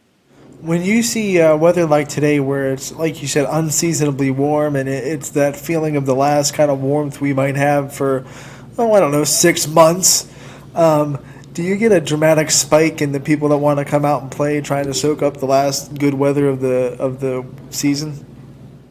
We do. The phones are off the charts with booking tee times, and the walk-in play has been steadily high this afternoon, and gearing up for tomorrow and Friday, Saturday, and Sundays, and so on. It does. I mean, keep in mind that with obviously the rise in the COVID stuff, and the possibility of a shutdown, or just the possibility of winter coming, everybody's going to try to really hang on to this year as long as they can, because they know pretty much December, January, and February are going to be a long 3-month stretch. So if we can get as much golf in as we can, it's certainly a successful year, and it's it's going to be a fun one before everybody gets locked down. So I think everybody's in that same boat. They just want to get out of the house, take advantage of what great weather we have lying in front of us, and extend this season as far as we can. Hopefully the latter part of fall and the early part of winter will be relatively mild, which will give the golf season some extension. And we're here for everybody in the Mahoning Valley. If they want to come out and play in November and the weather's nice, we're going to be here. And same thing, up and through as far as we can go in the month of December. Some years we've made it all the way to the 23rd of December. Some years we made it to the 15th of November. But if we have some availability and the golf course, won't be damaged or harmed, we're going to stay open as long as we can. And that's, certainly the goal, with giving players an opportunity of being able to be outdoors and giving them a recreational opportunity to just come out and play golf. Normally, I don't like talking about Christmas shopping because we haven't even gone to Halloween yet. I mean, we're 10 days away from Halloween, even though the Peanut Special's not going to be on TV, which pisses me off to no end. Thanks a lot, Apple Plus. Neither here nor there. It's an editorial comment. You've got Christmas coming up in a couple of months. Obviously, especially if you want to improve your golf game or you want to get some of the best gear, whether it be how you dress or maybe some new golf clubs for you or significant other, do some Christmas shopping in Mill Creek. What are some of the things that you guys are planning on getting, if you haven't gotten it already, for the Christmas shopper? Well, as we gear up this time of year, obviously gift certificates and gift cards are probably the number one avenue. Getting that golfer, say $100 gift card so he can come out and golf all next year, or getting somebody a gift card so they can come in and buy something in the pro shop is pretty good as well. But we do sell a lot of clothes and shoes and clubs and equipment. This time of year, heading into the fall, we do a Halloween weekend sale, which we'll have coming up here in another 2 weeks, where stuff will be drastically marked down. We do a Good Friday sale the day after Thanksgiving, and try to blow out as much as we can there. And then what we have left, we go through what we call our 12 Days of Christmas sale in December. And basically how it works is we unveil a product 12 days out. This is the special price, good for one day only, and we will continue that for 12 straight days until the majority of everything in our pro shop is sold out. What's not sold out, on the 23rd of December, we have what we call a big Christmas party where everybody who's played golf here can come in and purchase something of what's left. We have, basically closeout clearance prices at that point. We bring in and decorate the pro shop with all the Christmas gear. We bring in cookies and candy and popcorn and chips, pop, and water and the whole 9 yards. And we really just harness out the end of the year and wrap everything up. Usually after that point, we have to wait till February, March to get the new product in. So it's been folks in the Valley have been very supportive of everything that we do in the fall to really relinquish everything that we have from an inventory standpoint in the shop, which allows us to bring in brand new product at the beginning in each of every new year. So everything's fresh, it's new, it's exciting. Stuff that's coming in now is more geared towards the fall, the hoodies, the sweatshirts, the long sleeve tees, the outerwear. We really try to do it by season, so there is that fresh pop of merchandise. So it keeps you constantly going through the shop to see what we have new. So and like I said, the folks around the Mahoning Valley have been very, very supportive of us and what we've been able to do here on a scale where you have a lot of box stores outside our doors. So they allow us to be competitive, and we thank them for it. When you look at the last 4 months since the COVID shutdown got lifted, and you guys have been able to have golfers out on the course, did your numbers and the success, did it kind of exceed your expectations that you had back when you first opened back up, or was it pretty much what you expected? Well, I can tell you this: not only do I see the golf operation, I also oversee the recreation for the entire Metro Park. So our golf department is really the golf and rec department as a whole, and with no recreation sports other than some field rentals late in the year being allowed, because we opened everything up based on when the CDC from Ohio came out with the regulations to open each sport, kind of like how they did with the high school stuff. So our boathouses up to this point have not been open, and they won't be open throughout the course of the year. We have 2 of those. We have batting cages weren't allowed to be open until June. It's basically was a one thing after another, and there was no rhyme or reason on timing for any of it. So the recreation portion of the department got demolished pretty good. And I can say this, with just the golf alone and the golf at the par 3 golf course, we basically exceeded our number for the year for both the golf and recreation department with just golf income this year, which is unheard of and never happens.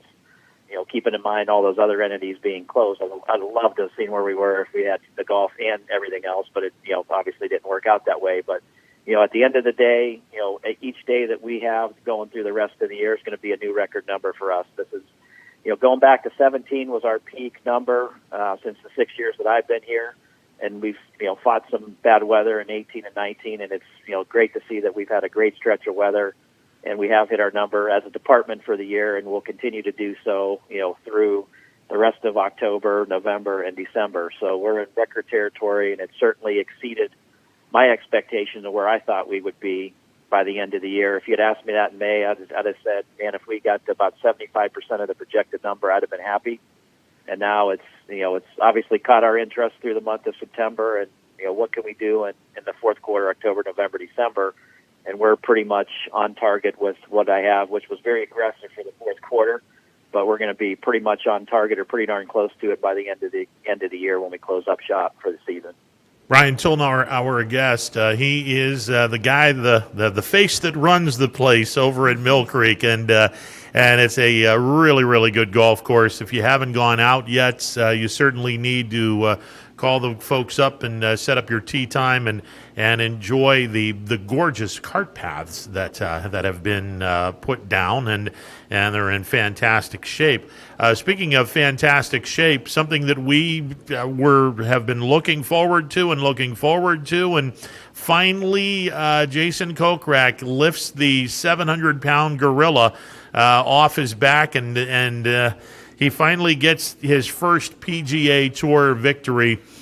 Man, that was great putting over the weekend, specifically on Sunday. I thought that this was probably his best round of golf that we've seen out of Jason ever since he went on the PGA Tour. And you get the feeling, Brian, that this is the start of what could be a pretty significant run for Jason, where he can get his hands on a ton more PGA Tour events and maybe a couple of majors. It was exciting to see over the weekend. It certainly was, and I think talking back in the spring when we started this segment, we said is there a shot that he's going to have a chance to win? And I think it's probably closer than you think. And I think we all agree that it's just a matter of time before he got the job done and put 4 good solid rounds together.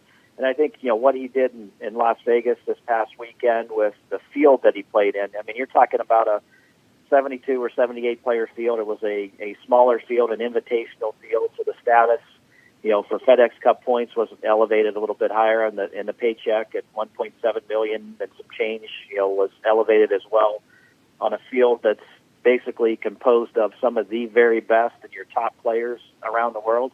I think what he was able to do on that golf course under the pressure and the Sunday stretch of really having to put a back 9 together and stay in there and make a bunch of birdies on the front 9 to get yourself in contention, I certainly think was a positive for him, and I'm excited to see what he's going to be able to do, by getting this victory under his belt, heading into this week, obviously with the Zozo Championship. But I thought from a whole, tee to green, all 4 rounds, I thought he hit the ball extremely well. Now, he didn't score well on the first day shooting 70, but he, shooting 68, 66, 64, the last 3 rounds is going to get you a tournament win and going to get it done on the PGA Tour 9 times out of 10. So, did I think he was going to shoot, 20 under or come pretty darn close to that? Probably not, because I was projecting about 15 to 16 under was going to be your winning score. He played the par 5s extremely well. He drove the ball reasonably long. He had, a lot of irons, and he putted probably the best I've ever seen him putt. Down the stretch at a couple of tournaments where he finished second, I think, 4 or 5, 6 times. He missed 1 or 2 putts that you needed to have in the round that were what I call a timely putt that make or break your round. He had none of those moments. He made every putt that he needed to make. He got it up and down where he needed to get it up and down. and I just thought he hit the ball from tee to green, probably the best I've seen him hit it on the PGA Tour, since watching him. Jason is now the third golfer this season to win the week after I picked him. So there's a pattern now. We can fully say it. And he was in the Power 5 2 weeks ago as well for me. So, I mean, we thought he was going to have a breakout week, and we were just a week ahead of ourselves, I guess. Before we talk about this week's PGA Tour, I do want to see if you know how Alyssa Rapp finished in state for Mooney. I saw the first day. She had a good day. I think she was in 15th, 5 shots behind. Do you know how she finished this weekend in the state golf match? I want to say she either finished 20th or 21st in the whole scheme of things. So right in the middle of the pack. So, yeah, had a solid showing. There's no doubt about it. All right, let's get into to your Power 5. And before we do, the Zozo Championship at Sherwood, they're staying out on the left coast as they are out in Thousand Oaks, California. The Zozo Championship at Sherwood. Talk a little bit about the Sherwood Country Club, if you will, Brian. Well, I think anytime that you go to Sherwood, it's a Jack Nicklaus golf course design. You got to think of how Jack designs golf courses. Number one, he makes fairways that are extremely wide. They're very bowl-shaped to the point where if you hit it right or left side, it'll kind of trickle back towards the middle of the fairway. His greens are very narrow from left to right, so there's not much depth to them. Although they are wide and they have little slivers, he basically designed a lot of his golf courses the way he played the game. He hit the high cut where you'd have to stop on a dime, and I think that 90% of the properties that he designs up until today are all kind of resemble that fact. So it's going to take a ball striker that hits the ball extremely high, lands it soft, has a good short game because it is a challenge to hit these greens. You have to be on your A game. Otherwise, it's a tough up and down because you don't have that much green to work with. But you're heading to a golf course that normally this event would have been played in Japan. We talked about a couple events being in South Korea and Japan. They've since moved those to the United States just to keep those afloat with the COVID stuff. This is one of those events. You're looking at an invitational field where you've got 78 players, 60 of the top FedEx Cup standings. You got the 7 best on the Japanese money list. You've got the top 3 at the Bridgestone Open and 8 sponsors exemptions. So it's a very, very rich field to go along with a very, very rich purse at $8 million and 1.4 going to the winner. When I look at this golf course, I look at, this championship and this golf course playing almost a carbon copy of what we saw last week in Las Vegas. I think you could probably see somebody going north of 20 under here. Reason being is there's 5 par 5s on the golf course this week, all reachable by every player. You've got no cut again in this event, so players are going to be a little bit more aggressive. They're going to take on risks a little bit more. You've got to manage the rough well. You have to drive it well and hit some solid iron shots. And I think if you hit those solid iron shots, you're going to give yourself plenty of birdie opportunities this week. And I think the player that takes advantages of the par 5s, you've got 5 of them for 4 rounds. And if you birdie 4 out of 5, you're looking at, you're at 20 under right there without, playing too much. The par 4 is very solid, or the par 3 as well. So that's why I think that the golf course this week will yield a lot of birdies and go north of 20 under. But, course record at this facility is 61, held by Dustin Johnson. Some legendary movie stars and musicians are members there. Sean Connery, Kenny G, Wayne Gretzky, hence, Dustin Johnson's father-in-law, why he has the course record there set in 2014. Kevin James, Craig T. Nelson, Jack Nicholson, Joe Pesci. The list goes on and on and on. So it's a very iconic place. It, obviously didn't get built until 1989, but, very widely thought, of a celebrity venue in a PGA Tour event. It's hosted a number of events throughout the course of the year. Tiger hosted an event there for a number of years. It hosts a senior PGA Tour event as well. They did the showdown at Sherwood when Tiger played David Duval in, I want to say, 1999 or 2000 under the lights on prime time. The first time that had ever happened. The Sharks Shootout was there way back in the day. Used to be held about Thanksgiving weekend. So, I mean, it's a very exclusive facility that's hosted a number of events, and I think it's going to be a fun venue to watch the PGA Tour on this weekend.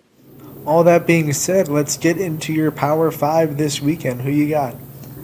Well, we're going to start off number 1. We're going to go Xander Schauffele, the runner-up last week, 2 shy of Kochrack, played with him in the 2-man duel. I think he played extremely well with exception of a couple hiccups on Saturday. I think he continues his stretch of good play, and I have him in the winner's circle this week. Coming in at number 2 is going to be Patrick Reed. I think he's had a solid year so far. He's a player that goes out and plays golf courses aggressively. He plays par 5s well because he's not afraid to go at them in 2. I think he'll be in the mix by the end of the week. Number 3 is Rory Mcilroy. He struggled with some tee shot accuracy throughout the course of the year, which is unlike him. He's starting to hit the ball extremely well. Being that the fairways are a lot wider and a lot more generous, I think, he can hit a couple bad tee shots and still be in it. He's certainly a solid iron player, and I think if he gets his putter red hot, I think he'll be in the mix. Coming in at number 4 is Jason Kochrack. He's winning breeds winning. If he puts another 4 rounds together and continues to stay solid with his putter, I think he'll be definitely in the mix by weekend's end. And I wouldn't be surprised to see him, on the tops of the leaderboards over the next course of the month. I know he's going to play this week, and I believe he's coming home taking the weekend off after. But he's got the Masters ahead of him, and he gets to play in the next 2 or 3 Masters with his win, so it's certainly big for him. Number 5 this week is going to be Ricky Fowler. He's got a history of playing well at Sherwood. He grew up in California. It's sort of a home game for him. He's familiar with how the greens putt in California with tall grass, but could be a little bit bumpy at times. And I expect to see him in there. And a couple sleepers I've got this week are Sergio Garcia and the 2 lefties, Bubba Watson and Phil Mickelson. Mickelson's coming off 2 wins on the Senior PGA Tour. He won last week. Again, the wider fairways certainly help his tee shot game. Bubba Watson, a little bit different. He plays high risk, high reward. I think he's a par 5 birdie machine. I think he'll be there at week's end. And then Sergio, won a couple weeks back. I think he's hitting his irons as good as anybody. The golf course favors a good iron player. And I think if he gets his putter rolling, he could be a name you see on the leaderboard as well. I think the smart pick this week, I had him circled coming in, was Patrick Reed. I had him circled, but Teenage Anthony has always wanted to say this since we started this segment, and I'm just going to do it. I'm going to say Tiger Woods for the win. He's 33-1 odds, which is higher than he's been in a while, so go Tiger. And Tiger is also a 5-time champion there, so he knows the golf course well. He's another one of those guys that grew up in Southern California, and I think that he can do reasonably well there, with his past history. Although he hasn't played in a couple weeks, you never know. It's the biggest question mark in the field. I certainly think he'll be in the mix. It's just I don't know where and how high he's going to finish on the leaderboard for the week. I love the familiarity part of this, and Matthew Wolff is a guy that's played the course a ton of times. I guess he went to school very close to Thousand Oaks, California, very close to this course. I like Matthew Wolff in this, and I wouldn't be surprised if Webb Simpson's toward the top as well. I think so. Those guys both hit a ton of fairways, and that's the first step in a good recipe to win there. Give yourself enough iron opportunities into the greens. Both of those play conservative off the tee, which lends them to hit a lot of fairways, so they're going to give themselves a number of iron shots and a number of birdie chances. Both of those players can hit the par 5s and 2, which is a big advantage this week because you're going to have to make up a ton of ground elsewhere if you can only birdie 1 or 2 of those. So the players are going to play well, have to birdie the par 5s and make an eagle here or there. Otherwise, you're going to get lapped because I think a lot of the longer hitters are definitely going to take advantage of those this week. Brian Tolnar, our guest, he runs Mill Creek, and this is our PGA segment of the Wednesday edition of Running Point. Brian, before we get to your tip of the week, let's get back to Jason Kochrack for a second. One of the things that impressed me an awful lot about the performance was the business manner in which Kochrack handled himself. Even when he was being interviewed after he won, a lot of folks are saying, "Oh man, he didn't exude much confidence when he won." You would have thought that he would have exuded a little bit more confidence. But that's just Jason. I mean, that's he's not going to go about saying something that would be bad for his brand. I just think that it was businessman-like from the beginning of the tournament, even at the end when he won. He was still very businessman-like. No, I agree with you too. I saw the interviews and stuff at the end, and I was watching most of them with my wife. My wife's like, "You did a really really good job with that. I mean, for being in the winner's circle, I mean, there's obviously some nervousness and some butterflies. You know, those guys talk to the media and been trained, whether it's, you know, growing up playing AJGA events or, you know, collegiately, they're trained to interact with the media, so they've got a pretty good grip on it. But still, I mean, when you win your first one, there's a different feeling in your stomach, you know, when you're going up there and you're talking about what you just did and what you just did to accomplish your first victory. And I thought he did a wonderful job. There's no doubt about it. But I mean, I think, you know, something's happened with him from, I want to say, June or July of this year, that he's changed, you know, from a personality standpoint. He's more businesslike, and you know, that's probably the best way to see it. You know, he's, you know, obviously having, you know, obviously some kids now and settling down a little bit. You know, it becomes more of a business as opposed to, you know, when you and your wife are traveling around. Now you've got a family, you've got, you know, other folks to provide for. I think something flipped with him in June or July, and, you know, that's why you've seen him in some of our Power Fives, and we've talked about him, you know, at quite a bit length and detail, because we think he's ready to take that next step. And I think, you know, winning really does breed winning. And if you look back at David Duval, he was a player that could never get it done, could never win a tournament. And then he won his first tournament and won like 8 out of the next 11. You know, he played extremely well. And I think that you could see something like that happening to him.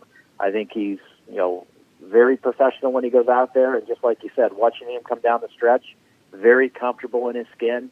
You know, normally some guys, you know, leak oil in those situations. The last 4 or 5 holes, he got it up and down from a bunker. Wasn't the easiest bunker shot, knocked it 4 feet, made the putt. You know, that putt, in a putt that, you know, you may have lipped out or you may have missed it. Now he's starting to make those putts and starting to get it, you know, rolling in the right direction. So I think, you know, his victory this past week certainly is going to help him go forward and get some other wins across the board. Let me ask you. I think, you know, if you look at his golf bag, he didn't have a sponsor on his bag. So I think, you know, as the next couple of weeks, you're definitely going to see somebody on his bag.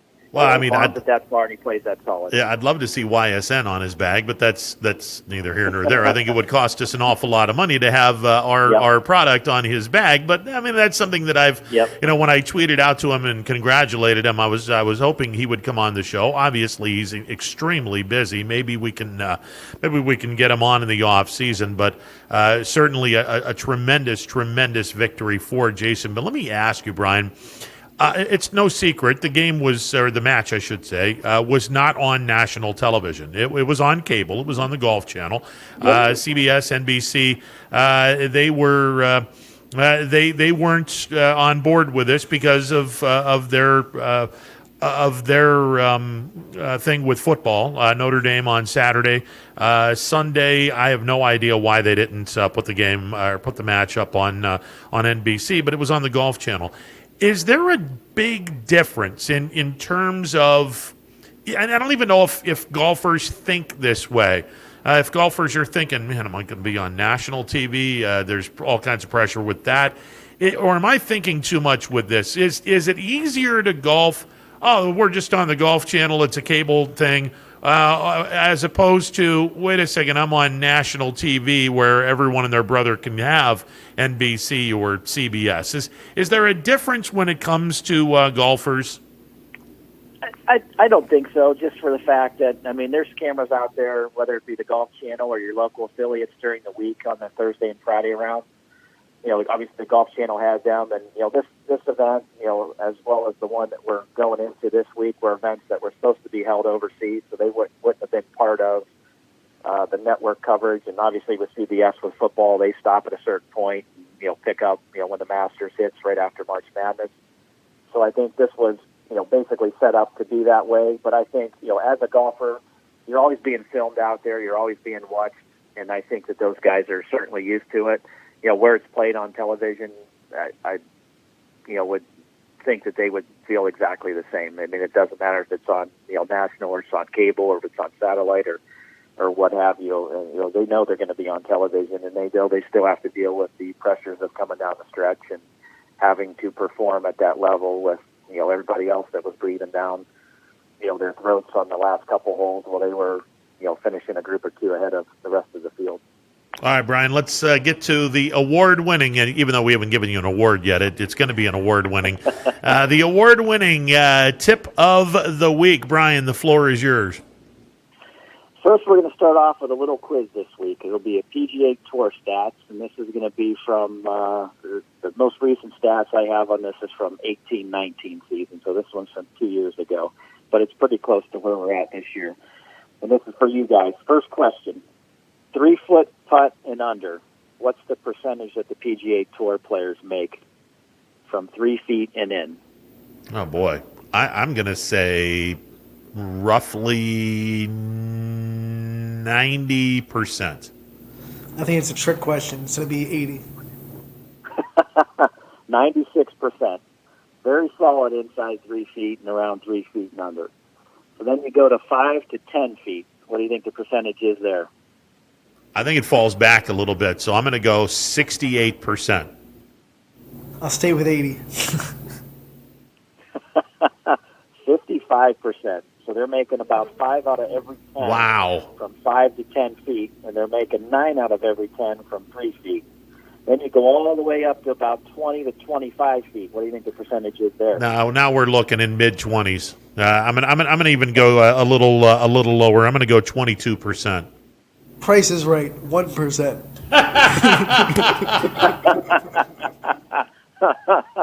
Well, then you'd be in the Showcase Showdown because it's 11% and it's 1 out of every 10.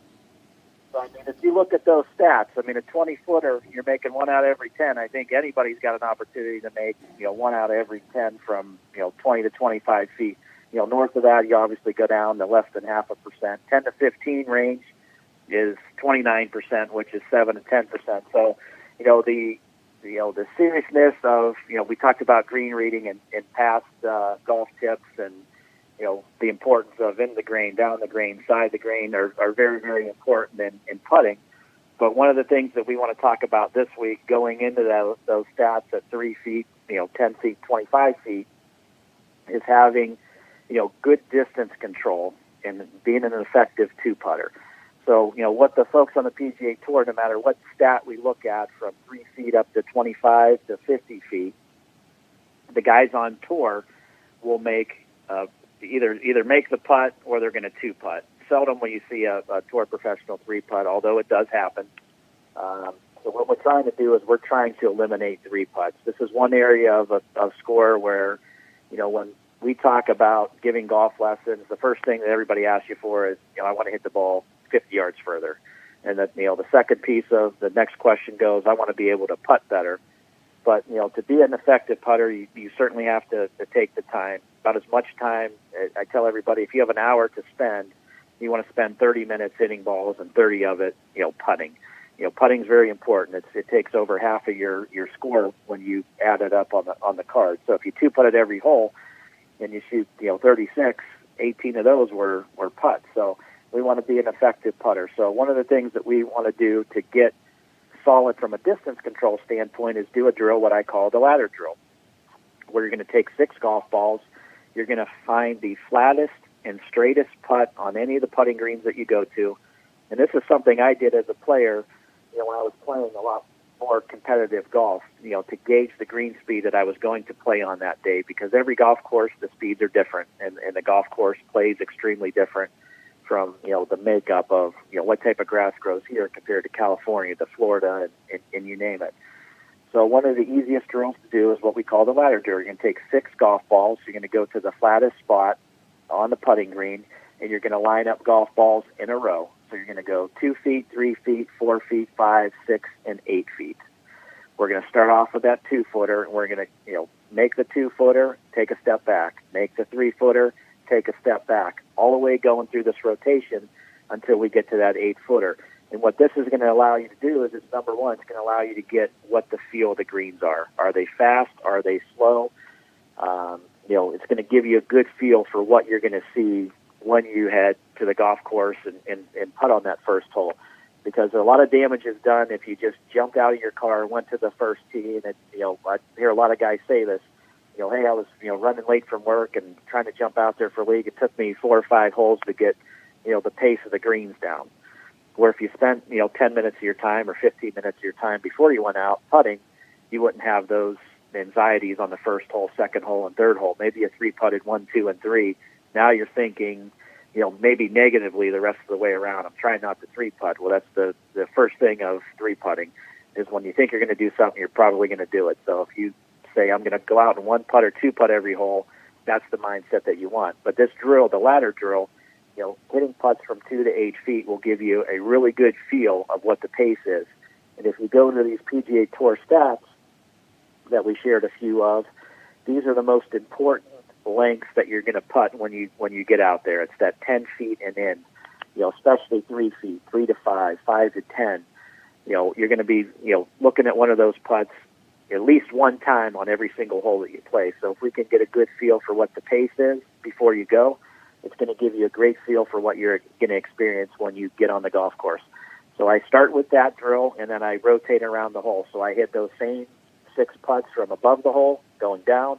I hit the same 6 putts from below, hitting up, so I know what my faster putts are, my slower putts are, and I also hit it from the side, so I know what a right to left, what the speed's going to feel like, and what a left to right putt is going to feel like with the speed and the break. So it's a great way to gain some pace of the greens and some good feel, and it's going to help you a little bit when you read the greens when you get out there too. Obviously the goal is to 1 or 2 putt every hole. If we can 1-putt 4 or 5 holes as opposed to 2 or 3 putting, we're saving a shot or 2 each and every round that we play, and that's going to be very important when you put that final number on your scorecard. And Brian, talk about the importance of that practice green and how similar that practice green is to the rest of the greens that you're about to embark on when you play a round of golf, whether it be 9 holes or 18 holes. Well, 9 times out of 10, any of the practice greens that you play at any facility that you go tee it up on are very similar to what you're going to find on the golf course. Number 1, they're going to be cut the same. Number 2, they're going to be maintained the same, which means, for our example out here, we cut greens every single day. We rotate what we call a verticutting once a month. Every green gets it, including the putting green. The days that we roll the greens, which is every 3 to 5 days, the putting green gets that as well. So, the feel that you're going to have on that putting green is going to be 9 times out of 10 what you're going to feel when you head to that golf course. So it's going to be a microcosm of what you're going to play and participate on each day. And I think, spending the time, the best players spend the most time, chipping and putting, because you can knock it up by the green in 2, but if you can't get it up and down, or you can't, get it in 1 or 2 putts from, 15 or 20 feet, that's where the shots start adding up. So the good players that I see, going back to Jason Kochrack when I was the head professional at Avalon Lakes way back in the day when he was in 8th grade and a freshman and going through high school, he spent the lion's share of his time with his feet sewn to the putting green. And it's one of the reasons why he played extremely well. He's put that time in, he's put the practice effort in. And if you look at his closing interview, he basically said that I put a lot of time in, I put a lot of practice, and I knew I was ready to make that next hurdle. But, I mean, it just didn't start, a week or 2 or a year ago. He started, when he was in 8th grade, spending an hour or 2, put your headphones on, go to the putting green, and work those drills until your hands, we used to hit balls till our hands would bleed because the grips weren't as good as they are today. But it's the time and effort that you put in, and it's the time that he put in as a junior that he can, recall back on. It's just feel. It's just rhythm. It's just motion. But having the feel for the pace is very, very important, and I think that's one of the reasons why he played well, and it's one of the reasons why you're going to play well when you go out to that golf course doing this ladder drill. Hey, Brian, that's a terrific tip, and again, that's something that is going to look good when we put this nice little pamphlet together. I like it. I mean, this should be chapter 1 because technically you're going to be doing this before you start the round. Exactly. It's a good kickoff to what you're going to see when you get out there. And if you putt good on the putting green before, you're going to be confident going into that first hole as opposed to the guy that gets his clubs and slams his trunk, jumps on the first tee, and takes him 3, 4, 5 greens to figure it out. And how many times have you heard that, or a guy that doesn't go out and hit balls before he plays? Well, it took me 4 or 5 holes to loosen up. Now I'm playing well. Well, you just damaged the first 3 or 4 holes in your round, and that's where your major problems of your score were right out of the gate. So this is going to be from the moment you hit the first tee, you're ready to go, what the pace is going to be, and it's going to be a huge advantage to you. Brian, always a pleasure, sir. You got it. Have a great week, guys. You as well. Brian Tolnar from Mill Creek. That is if you think about it, it just makes way too much sense to do this. I mean, you have golf balls to the front, behind the hole, to the left, to the right. I mean, all around the hole, and you do this ladder drill where the first ball is 2 feet from the cup, second one's 3 feet, third one's 4 feet, and then all the way back to 8 feet from the cup, and you're just essentially seeing how this breaks. And I think a lot of folks don't realize the practice green is a reflection of what you're going to be seeing out on the golf course when you go to the first hole through the 18th hole. And like you said, it's one of the simplest drills you could ever do. So it's not a lot of effort, and it's going to really help you out a lot. So there's no really reason not to do it.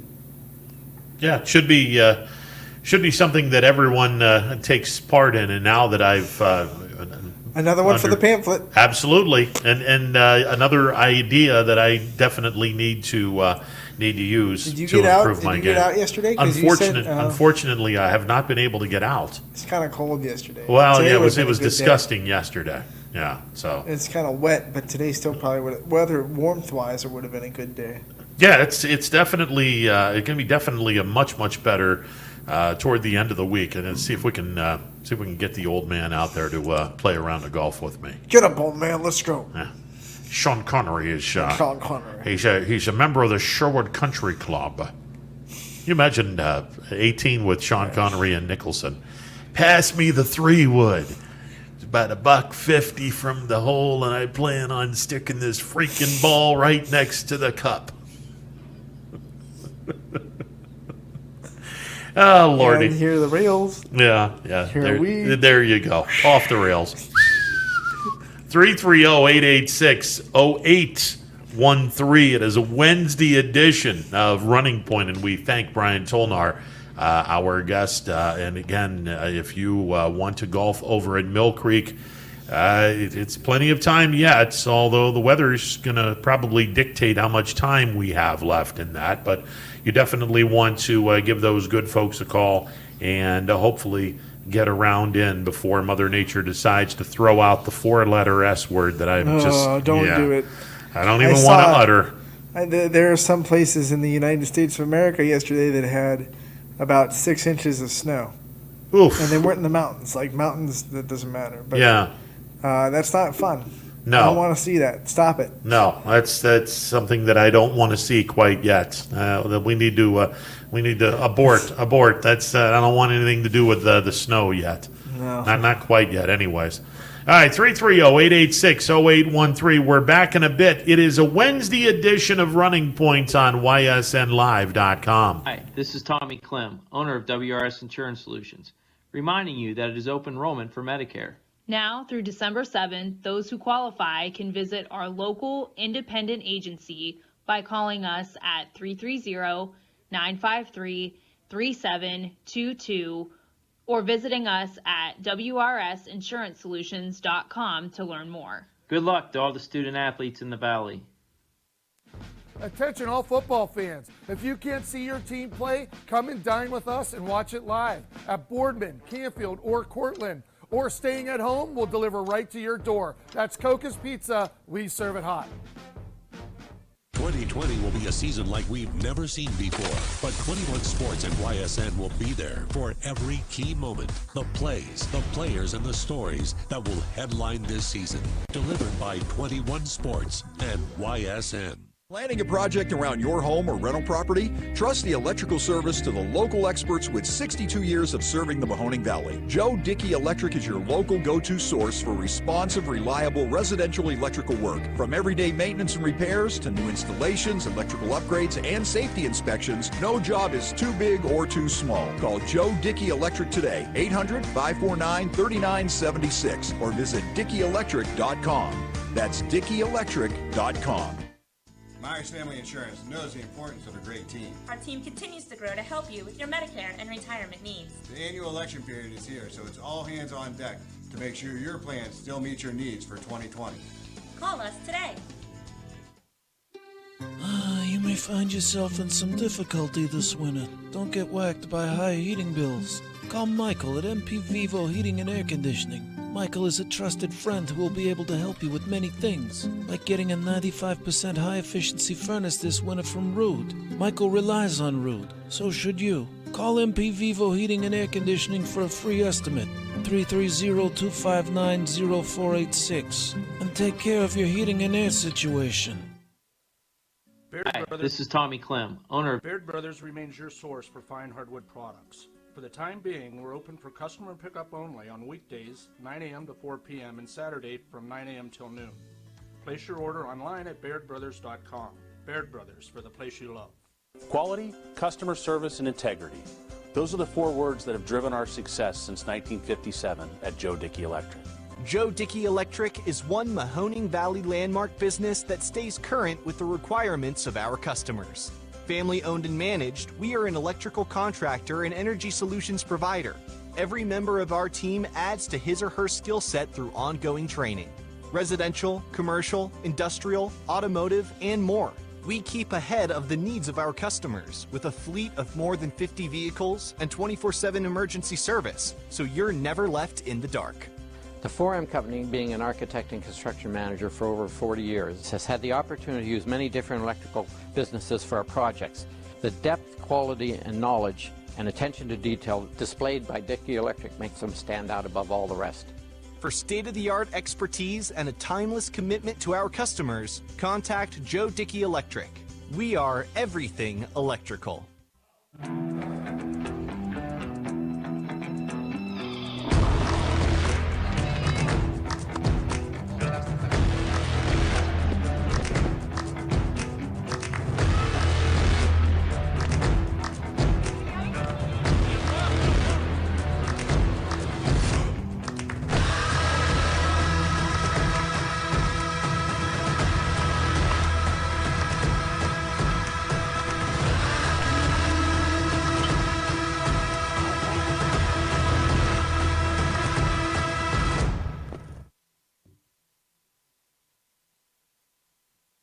Armstrong Local Programming has always delivered an exclusive and unique perspective on the very best events your region offers. High school sports, community events, parades, all your favorite shows from Armstrong are now calling the Neighborhood Channel their home. Watch Out and About, Locally Speaking, and many other great local shows right here on the Armstrong Neighborhood Channel. Find out everything that the Neighborhood Channel has to offer at ArmstrongNeighborhood.com. Spirit, town pride, local communities. Welcome to the neighborhood. Welcome back to a Wednesday edition of Running Point on YSNLive.com. Ron Potesta with you alongside Anthony Hartwig.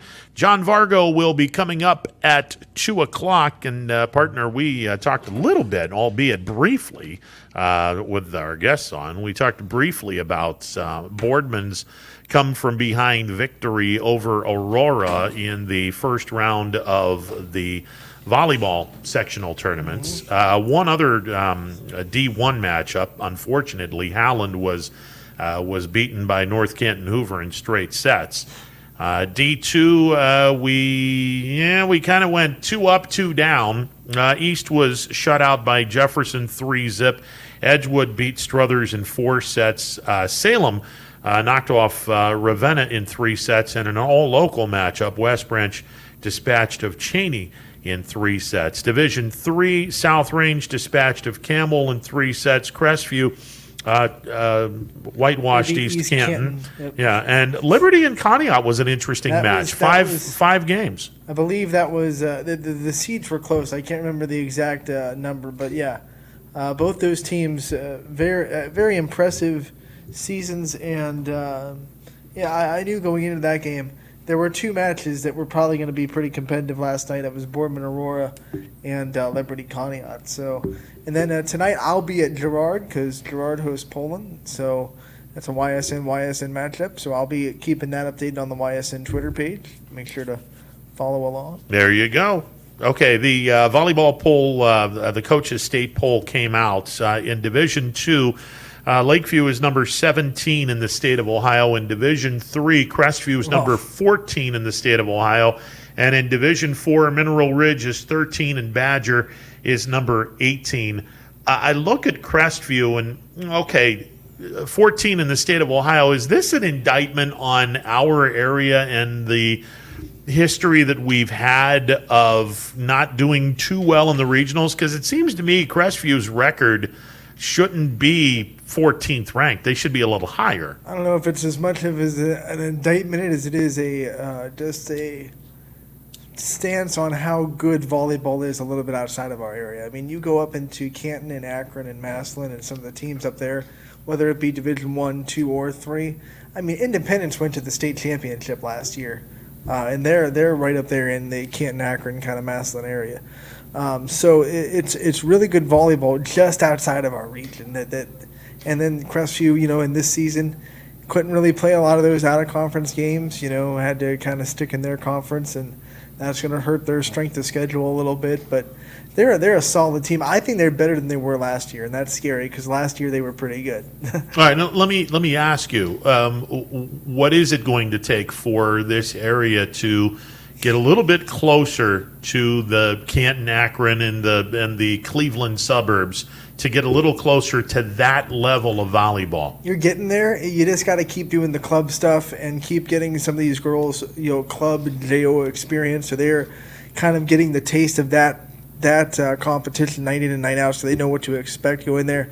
And then you can't coach height. I mean, some of these teams have 3 or 4 girls in the front row that are 6 foot and up. I mean, you just can't coach it. In volleyball, if you're tall and you got good blocking technique, you're pretty much going to own a team. Even if, like let's say Middle Ridge. Middle Ridge is a great team, but if they run into a good team that's also tall, they're in a lot of trouble because they don't have a lot of height on that team. So you can't teach height. And the other part of that equation is, okay, if a team has really good height, they don't have to jump all that high to get over that net in order to get the palm over the net and slam the ball down. Whereas someone who's a little bit smaller is going to have to jump through the gym in order to get up over that net and either block an attempted spike or jump through the gym just to get a spike. If you have a height disadvantage, what you have to be really good at is moving the ball around and having different options from your right and left side attack. That way, because as blockers, you still got to read the setter and what they're going to go. If you have one option and you know they're going to the left and you're also at a height disadvantage, you're in serious trouble. And that's what Middle Ridge has that might give them an upper hand on teams that are even taller than them. They have one of the best setters in the area, period. So, when she can move the ball around and they get her in the system, I think they have a legitimate shot of beating teams that are a little bit taller than they are. So I think out of all the teams in our area, I think Middle Ridge might have the best chance to go, regional finals and beyond, just because of the fact that it all starts with your setter, and I think they have one of the best. Okay, now one thing, and I'm relatively new to volleyball because I really haven't watched all that much of it. It's not like you're going to be able to fake anybody out once you go to the left side or to the right side to set something up. I mean, it's not like you can go, we're going to go to the left side. Well, then we're going to pop it over here to the right side and let someone throw it down. I haven't seen that that often. If you have a good setter and you're in system, it's really hard to read where they're going to go. Now, if you're out of system, there's only one place the setter can go because she has to run across the court to get the ball. But if you have a perfect pass and the setter is in the middle, she can look over and see, okay, you got 2 blockers on the left, and then back set it to your right side attacker, and the right side can go up. And then if everyone's approaching aggressively to give the blockers so they can't say, hey, this girl's not even coming over to the net, so we're not going to go over to her, you can really make it tough on blockers if you have everyone aggressively with their approach, and then you have a really strong setter in your in system. You can really make it hard for blockers to read where you're going to go. How difficult is it? I mean, normally when you set it up, you're setting to where the ball is going in front of you or even with you, so you just get out of the way and let the tall girl just take care of business. How difficult is it to set it up knowing that you're going to have the ball go behind you, kind of like a Magic Johnson no-look type of pass where you just do this and let the person behind you go slam it home? I think the technique is a lot of muscle memory, but you're trusting a lot that your hitters are going to be where they are. So you have to make sure that right side attacker, you kind of give them a glance before the point. If we're in system, this is coming to you. And knowing where they like to be set and consistently getting that's all it just comes from a lot of reps in practice, and they have the circle net that setters use, and it goes right into the net so they can set on target consistently. And that's one of the things that Danielle Aulette down at Middle Ridge does really well, is getting to the right side on target. And if she was about 4 inches higher, she could go to any college in that she wanted to as a setter. Interesting. So, now, why do setters have to be tall? Well, it's one of those things that when, especially in Division I volleyball with colleges, if you're not tall, the blockers are just going to come up and block your sets. And you're easy to read. You're going to be a liability on your defense because setters have to block in college, and you can't be a liability on defense. You can't have your 5'7" setter going up and trying to block a 6'4" outside hitter. It's just not going to work. Okay. Now the setter obviously is the quarterback of the of the offense. Talk to me about, before we get John Vargo on. Talk to me about digging. What is that? That's the process of when someone tries to spike it. You're blocking that spike. When the other team hits one over and it goes through the block and it goes down towards your end of the court. If you go down and you get under that ball, pop it in the air, that's a dig. And that's a libero's job, is to lead the back row. The girl in the different colored jersey, call her the libero. She's usually the defensive leader. That's where you don't need height. That's where you like the girls to be small and low to the ground. So even in D1, you'll see the liberos be 5'7", 5'8", 5'5", that kind of range. And it's hard to dig, and the girls that do it really well in this area, Macy Linhart in Columbiana has about 1,200 career digs in her career, so she's a really good libero. And then some teams don't even have a libero, which is interesting on how they want to do defense. Libero they can go in and out without having to substitute because you have a limited amount of substitutions per set. So that's one of the advantages liberos can bring you as well. Libero sounds too much like a red wine that I would have with my steak dinner. It's like tomato. Some people pronounce it libero. Okay. But everywhere I've heard it's been libero. But then I go and I watch some broadcast on ESPN, and that particular play-by-play guy says libero, and I was like, oh. It's one of those things that can be pronounced either way, but I think libero rolls a little bit better. Thurston Howell III would go, libero, honey, libero. It's a libero. It's a libero. The best volleyball team, D1 volleyball team in this particular area. What are we talking about? Do we have a MAC school that's on par? I think it's Massillon Jackson. They're the 1 seed in the region.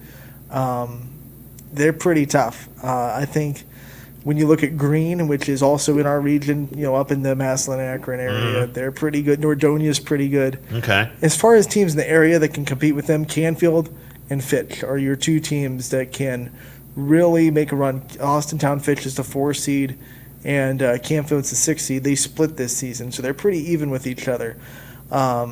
Fitch has a lot of options to go to, which helps when you're playing teams. They have, I almost said a Canfield girl. They have Chelsea Wheeler on the left side. They can bring in Kate McGuire in the middle, Alex Fisher on the right side. So they have a lot of options, and Emma Bartlett, very good senior setter as well. So I think Fitch might have a chance to kind of compete, but when you're talking about the teams in Massillon, Jackson, Green, and Nordonia, they are really good. It's going to be tough for anyone in our area to kind of break through that wall. Now, you go to college level. I know YSU has had a number of volleyball coaches. Obviously, this area, maybe not in the Youngstown area, is great for volleyball, but outside of this area, it's pretty solid. You can get some pretty darn good talent in a 100-mile radius. Plant the flag in the state of Youngstown. If I could steal a line from President Tressel, you can get some pretty good volleyball. The problem is Kent State, Akron. They have a volleyball program as well, so it's not like YSU has a monopoly here. Up until a couple of years ago, in volleyball, it was Cleveland State's world, and everyone else was kind of living in it in the Horizon League. It's changed the guard ever since. In the last couple of years, it's been going back and forth between Northern Kentucky. Wright State had a good year last year.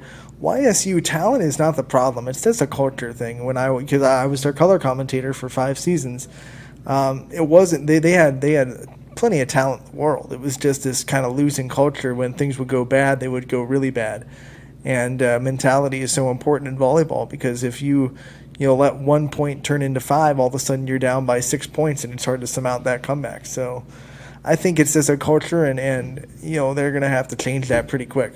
No doubt. I equate that to the don't let a snowflake turn into an avalanche. Right. When you get 2 outs, nobody on base, and the pitcher gives up a base runner. Well, okay, that's a snowflake. Don't let that snowflake turn into a 6-run inning. Now you've turned into a damn avalanche. So it's just the mindset of, okay, we've given up a point here.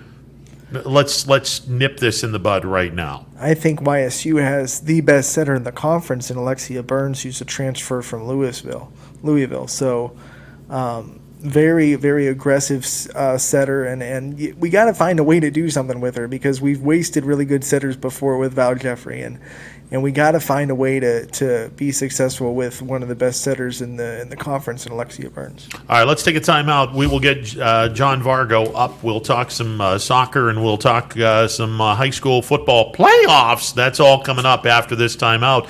It is a Wednesday edition of Running Points on ysnlive.com. 21 News. Let's get right to our top story tonight. More experienced reporters. A new Wilmington restaurant. Lordstown. Telling more local stories. We'll look at Baby boy is recovering from a broken around our valley. Community in Niles. We are here in Youngstown, right up. Because you expect. It's important for everyone. No place like home. More local news. In Mercer County Court. 21 News is our valley's #1 local news. Welcome home to a home made homier with Baird Brothers Fine Hardwoods. Inspiration starts at BairdBrothers.com and is turned into reality when high-quality hardwoods are delivered right to your home. Baird Brothers has the latest design trends, shiplap and skinny lap interior siding, antique oak rustic flooring, and, well, you'll find them all at BairdBrothers.com. Ordered easily, delivered conveniently, enjoyed comfortably. BairdBrothers.com. Attention football fans, order Kochrack Pizza tailgate package for only $54.99. You'll receive 24 slices of our delicious cheese pizza, 20 jumbo wings, and 2 of our famous foot-long pepperoni rolls. Kochrack Pizza, we serve it hot. Hi, this is Tommy Clem, owner of WRS Insurance Solutions. WRS Insurance Solutions is a local independent agency that specializes in life, Medicare, long-term care, and disability products. Call us at 330-953-3722 or visit us at wrsinsurancesolutions.com to learn more. Good luck to all the student athletes in the Valley. Your Armstrong services are more important than ever. There are more and more connected devices in the home these days. To get the most out of your experience, you need a network that is always getting better. You deserve superior performance, and that's what Armstrong offers every day. Whether you're working from home, enjoying your favorite content together, or simply catching up while apart, count on Armstrong to keep you connected to what matters most. For heating, cooling, and indoor air quality, the Mahoning Valley trusts MP Vivo Heating and Air Conditioning, offering worry-free repair, service, and installation. Call MP Vivo today for a free estimate. MP Vivo Heating and Air Conditioning. We're your energy-efficient experts. Welcome back to a Wednesday edition of Running Points on ysnlive.com. Ron Potesta with you alongside Anthony Hartwig. Let's bring on, courtesy of the MP Vivo Heating and Air Conditioning Hotline, don't you know, John Vargo from the Vindicator and the Tribune Chronicle. John, how are you today, sir? Good. How you guys doing today? Doing good. Before we even get into talking about sports, I suppose we got to start talking about real life. And a few days ago, real life, well, that damn near was going to be a bad subject from the Lapardis family as well as the YSU women's basketball family. Gabby able to survive a horrific car crash on her way back to the campus, and Anthony and I were talking a little bit about this in the noon hour when we started talking about this story. Look, I don't have any kids, but I can only imagine the angst that the parents have whenever the kids are either driving back home, if they're a certain a period away from the house to the college that they go to. I can only imagine the angst that the parents have when the kids come home and then when they go back to the college. That's got to be frightening as a parent. Oh yeah, and I can vouch for that firsthand. Because my son is senior, and it's like he drives, and he's been out, during the summer, and it's like he's been, hour or two away sometimes, and he gets home like maybe about midnight or something like that, or maybe close to, and you get a little worried. It's like, and now I get how my parents felt, when I was out driving. You get that. You understand that angst, you understand, the trepidation they had, and the worry and things like that, it's like, but you also, you trust them too, but I mean, when something like this happens, it just shakes your foundation like no other, it's like, because I remember, it's like myself, I've been in 2 car wrecks, and I remember my wife was in a wreck, a school bus hit them, when he came home from school, thankfully it hit the front end, it's like, so, but yeah, it's one of those things, Ron, where you just like, you just, you don't know how you're going to react until the situation happens, but you're thankful that, you're still alive and, things are still in one piece, afterwards. And when you talk about the YSU women's basketball team, going through this, they came really close to having a really tragic situation. I know they're already a really tight-knit group, but it's got to make everyone even a little bit closer because now they realize that they really can't take anything for granted. So I imagine if you had to take a positive away from a really bad crash, it's going to bring that team even closer together than they were even before. Oh, absolutely. And Gabby, I mean, she said it the most, and she's definitely, made her have a higher thankfulness and gratefulness for everybody and everything. It's like, and you really do, after you go through something like that, you're just a little more thankful. You say a couple more prayers, you do count your blessings of everything you have, not only yourself, but the people around you too, and it was already a tight-knit group with the YSU, and just more so with this situation. John Vargo, our guest on the MP Vivo Heating and Air Conditioning Hotline. John, the volleyball and the soccer playoffs are starting to heat up as the fall sports are all now immersed into postseason. Anything that sticks out in your mind? I know it's early on, but is there anything sticking out in your mind early on in the volleyball and the soccer tournaments? Well, the one thing that is still I'm trying to wrap my head around there is the split districts. It's like, I mean, you have like 20-plus teams, seeded 1 through, 20, 22, whatever, like that, and they're split into 2 different districts, it's like, and for me, it was always, it's like, okay, here's the teams, here's the districts, and it's like you're looking through each one, and I wish I could see some matchups in these districts, your district semifinal or district final that you normally would have, and you might not even see them at all, because that's the way the brackets have went. I mean, there's no Niles bracket, there's no like Warren bracket, there's Northeast 1, Northeast 2, Northeast 3, it's like everything's just numerated, it's like it's the 2020 syndrome, it's like there's nothing that really makes too much sense. So it's like, but one thing that did stand out to me is the one Division III boys soccer bracket. I think it's Northeast 1. Badger boys have a bye all the way to the district semifinals. Like, their first game is a district semifinal. I have yet to see that, probably in my 20-plus years, that a team gets a bye to a district semifinal. I looked at it, I said, am I reading that right? It's like, is it this few teams in a bracket to have that, it's like, wow, it's like, I mean, well, I'm Badger, I'm pretty thankful, but holy cow, I mean, it's one of those 2020 things, I guess. So I don't know if we're going to see this from the OHSA going forward, but like I said, it's hard for me to wrap my head around, how these brackets, have shaped out this year. And Moody, you guys got the win over Ursuline last night. So, what did you see in that in the last regular season game before gearing up for your tournament sectional final?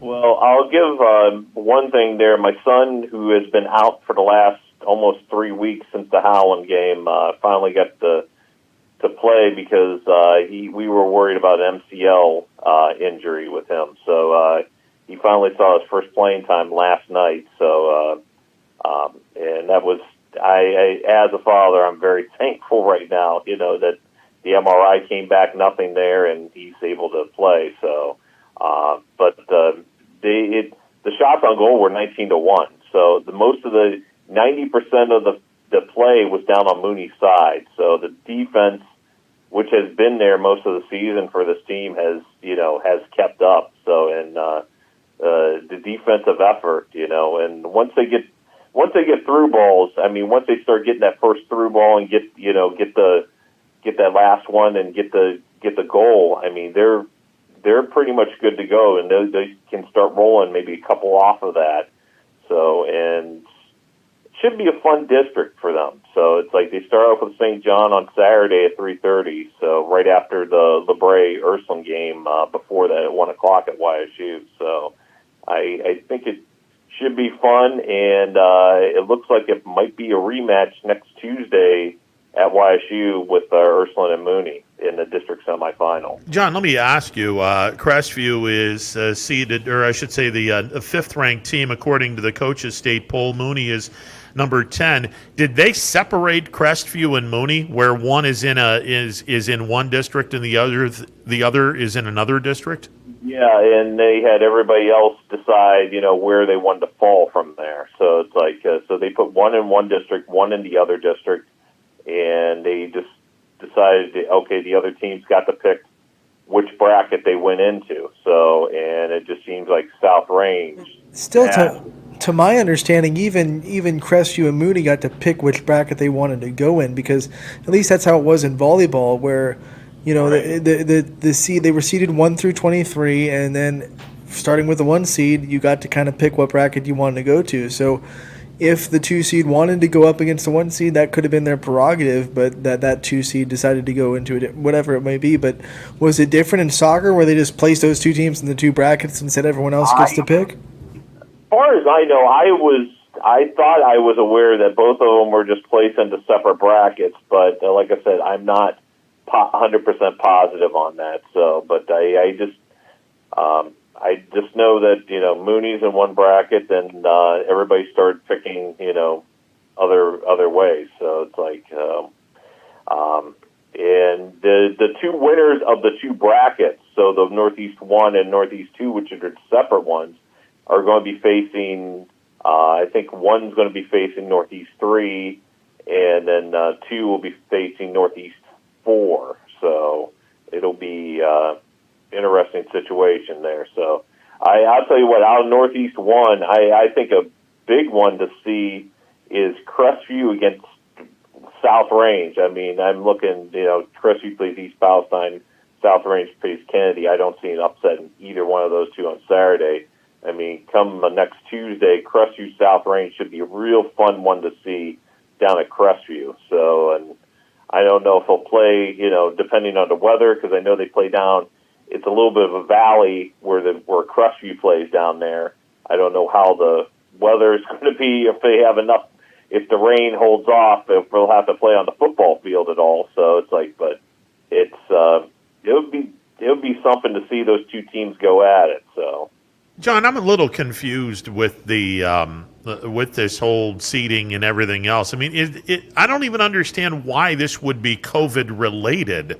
I mean, what is the fact of putting two districts into mashing it into one have anything to do with COVID? I mean, all you had to do was just do the tournament as we've done in years gone by. Have four regional or four district champions and play your damn regional tournaments. I don't understand, I don't even know how you can make the excuse that this is COVID related. Really, is it COVID related, or is this the OHSAA trying to tell us this is now what we're going to be doing from here on out? Oh, I think it's probably a better way for them to get money. So it's like, I mean, to be honest, there's a shocker. Yeah, I know. It's like, in my guesstimation, it's probably something that made more feasible sense of them getting more money. So, and I read too that they are contemplating some regional games might be at home sites. Yeah, I don't think they've gotten regional, like, neutral sites set up yet, because, like, for volleyball, normally the Division III would be in Barberton. I don't see them going to Barberton for that regional. I think, if it's 1 versus 2, the 1 seed would host, and if it's not, maybe the record would be a tiebreaker if it's a 1 versus 1. But I'm pretty sure that they're going to have home sites up until maybe a regional final. Yeah, and even then, they still might have home sites just because they can probably control a little bit more as far as, keeping everybody out or not having too many people in at one site. So it's like, nothing really makes sense, guys. It really doesn't. I mean, why wouldn't you have, it's like in volleyball, okay, you would have Division I normally at Stowe. You would have those teams there, and you would have them in and out.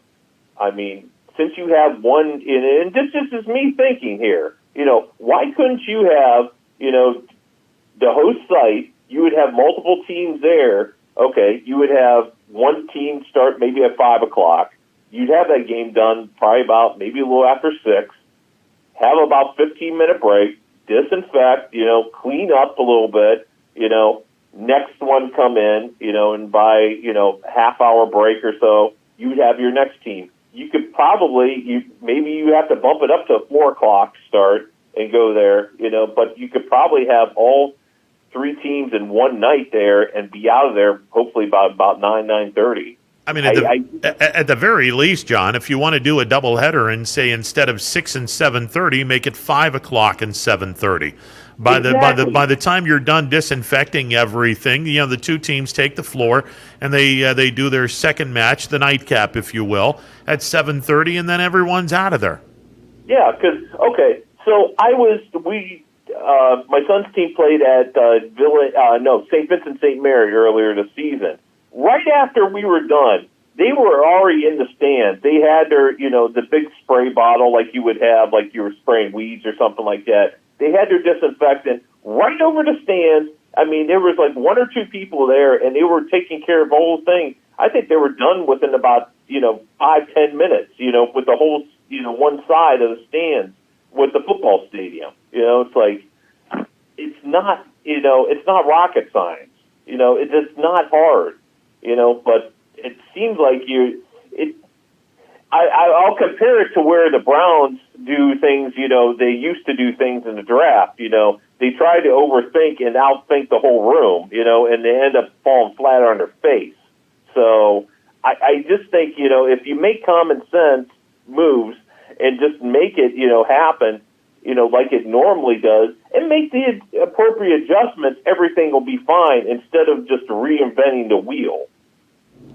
And then that setup would definitely be easier for us in the media, because now the way it's set up, you pick one game and that's the only game you can go to a night, instead of a normal volleyball setup where they'd be at Salem or whatever. You could go one night and you could see three games. So now you got to just kind of pick one, and that's where you're at for the night. Right. It's the way when they got rid of the basketball doubleheaders, we used to be able to send like one person to cover a doubleheader at Division III, say it was Howland or Harding and things like that. They could have one person cover the 2 games. Now, since they're at home sites, we got to pick. It's like, okay, out of the 20 games we have here, maybe we can cover maybe about 4 or 5 of them per night, just because we can't get to everybody, and now, what's going to happen to these district semifinals and finals, say at Grand Valley, at Harding, at Salem, and all these other places, Boardman, are they going to be able to host these things? Are they going to be able to have a doubleheader and a district final, anymore? It's like, are they going to have to shove everything back to all home sites? It's like, and because I always thought the fun part is, especially for basketball, you could see multiple games, one night come, sectional semifinals, sectional finals. You could stay, watch 2 or 3 games, in one night at one place. And now it just seems like they want to make that a thing of the past, which kind of disappoints me. It's disappointing from the media standpoint. It's disappointing from the basketball coach's standpoint, because one of the cool things about, and I'll use basketball at the field house, because that's where Leetonia played all of their games in the tournament.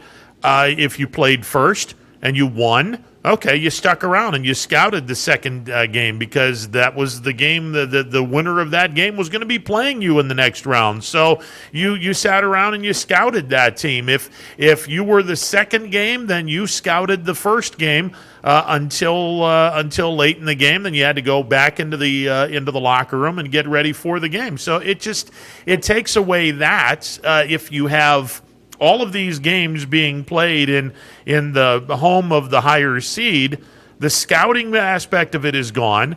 The crowd and the being able to see 2 games at once, that's gone, and just the whole ambiance of going to one place and seeing 2 games at one time, that's gone. And from a media standpoint, now you got to pick and choose, and it's a nightmare. It's a nightmare all the way around. But, hey, the OHSAA is making money. Oh, yeah. And at the end of the day, that's the only thing that matters. So, yeah, absolutely. John Vargo from the Vindicator and Tribune Chronicle joining us on the MP Vivo Heating and Air Conditioning Hotline. All right, we're now into the normal realm of football playoffs. I mean, we've had this since 1999, and that is 8 teams in each region going into the postseason. We're now down into the quarterfinals, so I suppose this is the, quote, normal time. I'll tell you this, John. Give credit to the coaches when they put the seeds together. 1 versus 8, 2 versus 7, 3 versus 6, 4 versus 5. That's exactly what's going on in Division 2, Region 5. Division 7 is by and large about the same. There's a couple of hiccups in a couple of divisions, but and one thanks to a COVID forfeiture. But the coaches, by and large, man, did they get this right seeding wise? Oh, it's wonderful to see how this thing has shaped out, because, I mean, yes, there have been some upsets, but, I mean, for the most part, I mean, they're pretty much spot on. It's like, I mean, yes, there have been some ugly wins, i.e., when Tobin plays anybody, so, but it's been fun to watch, it's in, you have your better teams that will come out of this. And it's not like a March Madness bracket where, you have those where everything's starting to become more of a level playing field in Division I NCAA Division I basketball. I mean, you have, your Austintown Fitches, and now you're going to see Fitch playing Harding. You're going to have that rematch where people probably saw that on the bracket and said, hey, this is a real possibility. And yes, it did happen. So I'm glad to see that. I'll be Friday. I'll be seeing St. Vincent St. Mary play at Canfield, and I think that should be a wonderful game as well. And I was there, I think about 3-4 years ago at St. V to cover that game when Canfield played at St. V in a playoff game, and Canfield did give them a run for their money.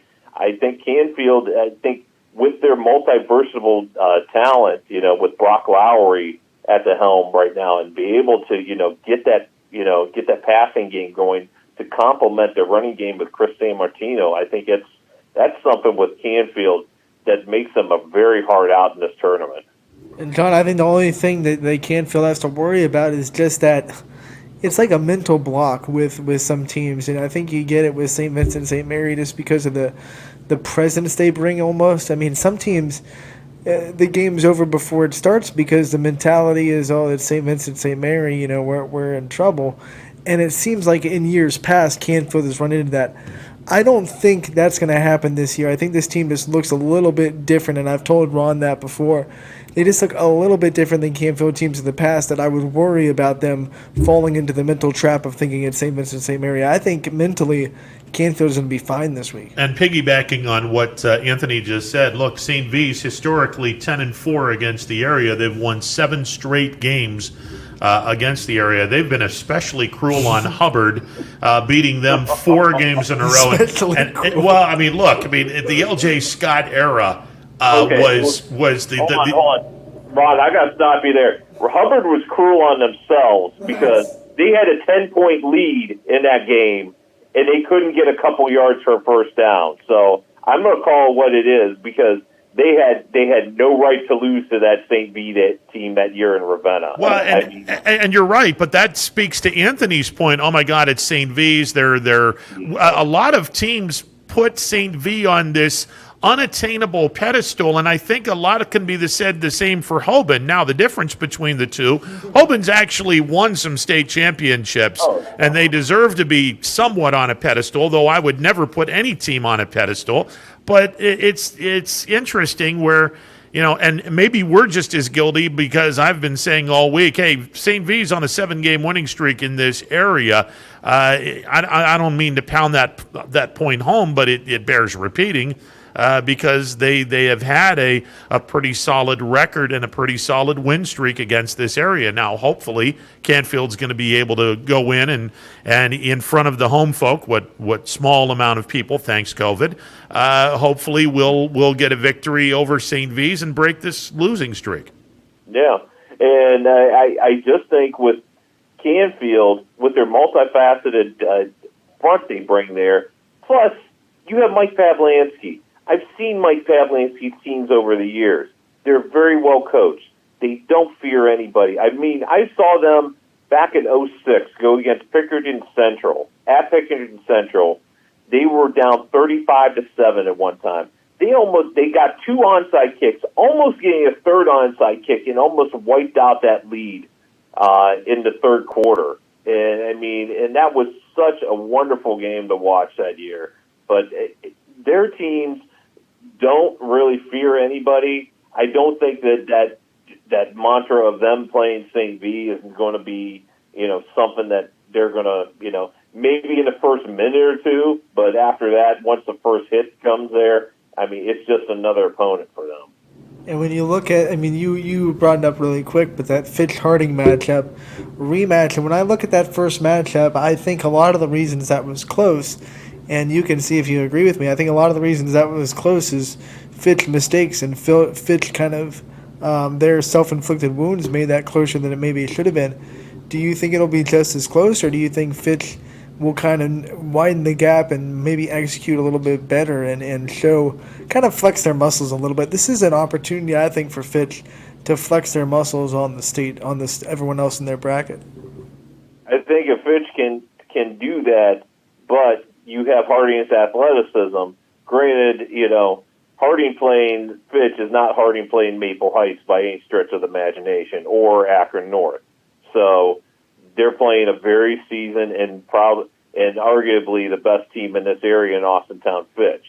So you're having a team who is on a roll, who knows what they are, who knows who they can be. But then again, you have Harding, who maybe is starting to figure themselves out too, and figure out, hey, we have just as good as athletes as anybody in this area, and maybe it's our time to showcase them as well. So if Harding can put away those mistakes they had in that first meeting, yes, they could be primed for an upset, but that's going to be dependent on, whether Harding can get out of their own way in this Fitch game. And Fitch is probably going to, and their defense is second to none as well. So I think it might be one of those things. If Fitch can get on a roll, yes, but if Harding, doesn't get in their way as far as making mistakes, as far as the first meeting, it could be a close game. But if they make mistakes again, Fitch is going to roll in this one, quite handily. I love the fact that we still have all local matchups this deep into the playoffs. And again, since 1999, this would be the first round of the playoffs. But because of what has gone on this year, this is now round 3 of a 7-round postseason. But here we are in round 3. Division 2 will have an all-local matchup, geographically, not YSN family, because Harding's not in the YSN family, but geographically, Harding in Trumbull County, Fitch in Mahoning County. That's an all-local matchup. Division 4, West Branch going to be taking on Ursuline, 2 teams from the Mahoning Valley. Division 5, you can make an argument because Garrettsville Garfield is just inside the Portage Trumbull County line, and for the Tribune Chronicle subscribers, they are local. So you can make an argument that Crestview and Garrettsville Garfield is local. Division 6, you have you don't have an all-local matchup, but in D7 you sure do. McDonald coming down to Leetonia to take on the Bears. So there's guarantees for our area to have teams in the regional semifinals, and that's looking at the glass half full. The other side of it is, well, we're guaranteed to also have teams drop by the wayside because of the all-local matchup as well. But John, I love the all-local matchups. I'm excited for all of the games that I just mentioned. Well, I saw Garfield firsthand on Saturday, and boy, they were a fun team to watch. They really were, and they are different from the Garfield teams of the past. So I think Crestview's going to have a little bit of problem, especially because Garfield executes that play-action pass so well, and very few teams, especially at the high school level, are able to execute that. That thing it killed Mooney on Saturday. I saw them against Mooney, and it was like counter. Oh, play action pass, and they beat him over the top. It was this. They time it really well. They make sure they establish the run first. They don't call play action too soon, and I think that their play calling and their execution. I mean, even when you know what they're going to do, you can't stop it because they execute it so well. A well-executed counter is just really hard to stop, and they are really good at those counters. Yeah, and especially if you can do it well at the high school level, not many teams have that defense or the personnel to be able to, defend that. So, and Garfield has some good speedsters. I know Ryan Stoller, I've seen him in track and field. I mean, that kid is second to none in D2. So it's like, I mean, he can get out there and he can move it. So, and then I know those other kids can do it as well. So Crestview's going to have their hands full on Saturday with that matchup. Well, I've seen Crestview all year long, and I know how physical they are, and I know you can't stop both of their running backs. You can slow down both of them, but you can't stop both of them. And if you try to stop both of them, well, Cusick will just beat you through the air. It's a complex offense that Crestview is going to get their points. I'm just curious. Is 24 going to be more than enough to win the game? I don't think so. I think that whoever wins this game is going to probably have to score at least 30. Well, and this is also a Garfield team that beat a good Mogador team too. So it's like, this is going to be, like I said, a good fun matchup. I know Lowell Spencer is going to be covering this game. So, and kudos to him. So I think because Saturday morning, I'll be at cross country up in Madison. So it's like, and I wish I was at the Trumbull County Fairgrounds, but the OHSA wanted to redo the districts for cross country. So again, we're all in that kind of situation because of the way the OHSA wants to restructure things. Hey, John, we haven't even brought up cross country. Let's talk a little bit about that. Who are we looking at in terms of kids that have an opportunity to make a state run in them? Okay, I'll just say right now, Brody Roop, Division III out of McDonald. He has a good shot of winning an individual state title in Division III. That is the son of Chris Roop, who is also his father and coach at McDonald. So, and Brody has just been lights out all year. And Kaylee Richards in Division III she's a freshman out of Maplewood, and that Maplewood girls team could look at a top 5 finish this year in Division III. I mean, and she's been explosive all year. I mean, she's already under 19 minutes, which for freshmen is really good. I mean, if she can get it under 18 minutes in Division III, I mean, she's looking at a state title as well for herself. Yeah, and I just want to point out, since we're talking about cross country, Reagan Berkey out of Boardman, a very competitive cross country runner, also a very important player on their volleyball team. One of the reasons that Coach Birch was very strategic in where that Boardman volleyball team that we talked about earlier fell in the tournament is because she didn't want Boardman to have to play on a Saturday, because then she'd lose her setter to Reagan Berkey, who would go run in the cross country. You know, and that's another thing is when multi-sport athletes, you know, especially during the fall, you know, you're playing tennis and volleyball, cross country and volleyball. Another one is Jackie Grisdale over at Poland. I mean, how many sports does she do? I mean, she played golf, you know, she does, you know, she does cross country, basketball, you know, track and field. I mean, I don't think there's a sport outside of football she hasn't tried yet. So it's like, but I mean, the thing is about Jackie, I mean, God forbid she stays healthy, but if she finishes her senior season with all the sports, she will break the Poland record for letters and the record's held by her mom. Listen, so, I just want to ask one question. How the hell are you putting all those letters on that jacket? Right. Oh my gosh. So hey, that's a good thing to have figured out. So, and guys, I hate to cut you short, but I got about 10 minutes for an interview. So. Yeah, you're good. We kept you on long enough. John, thanks as always, sir. Hey, thank you, guys. Take care. All righty. John Vargo from the Vindicator and the Tribune Chronicle. He's always fun. Seriously, how is Jackie Grisdale going to have all those letters on her jacket? There's no way you can do it. You're just going to have to layer them so you have this big P. Yeah, exactly. I mean, either that or you're going to have to really put a tiny P's all the way around her. It's a 3D Poland P on the back of her jacket. There's an interesting idea right there. Could you imagine for the Letterman in your family, the 3D jacket. That's a great idea right there. All right, 330-886-0813. Back in a bit. Stick around. Hello, I'm Greg Burbick with G. Burbick Farms. For the last 100 years, my family has farmed in Columbiana and Mahoning counties. I began raising cattle in 1996 with the goal of providing a better product for you and your family on the dinner table. Our grass-fed and grain-supplemented Black Angus beef are raised with no hormones, steroids, or antibiotics. We're known for our hometown-friendly service and incredible tasting products. We're locally owned and have customers across the tri-state area. Our products go from our farm to your family. Stop by our farm on New Buffalo Road or visit us on the web at gburbickfarms.com. Don't forget to like us on Facebook. G. Burbick Farms, it just tastes better.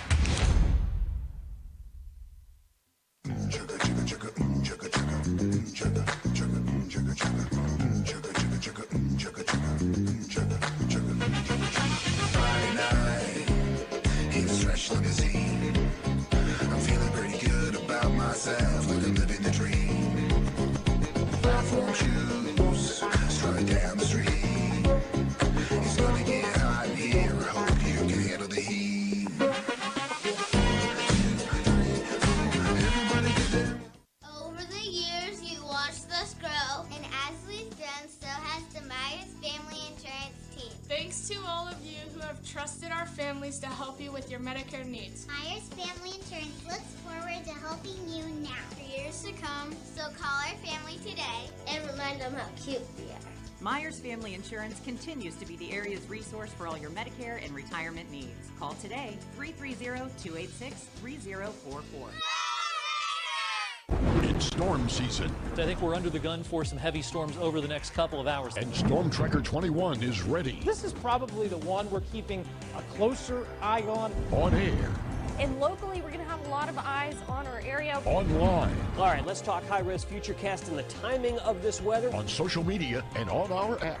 Rain will come and go tomorrow. There'll be some dry intervals. Stay ready with Storm Tracker 21. The severe weather threat now through around sunset this evening. Hi, I'm Colin Chupa. And I'm Kelsey Clem from K-Squared Marketing. Our boutique marketing firm specializes in media planning and buying, public relations, event marketing strategies, and strategic sponsorships. We can integrate our services with your existing game plan, or we can be your entire marketing team. Your goals, our game plan. Let's win together. Call K-Squared Marketing at 330-623-2730 or visit ksquared.marketing to learn more. Hi everyone, this is DJ Yoakley with Your Sports Network. We appreciate your support of YSN and welcome you to the YSN family. Our broadcast streams are brought to you live at no cost to you by sponsors that are local to this community. Without the vision and generosity of our sponsors and partners, we would not be able to bring this game to you today. So please support the great businesses and leaders that are making this game possible. And if you're a business in need of great advertising and sponsorship opportunities, feel free to head over to our site for more information on the right fit for you.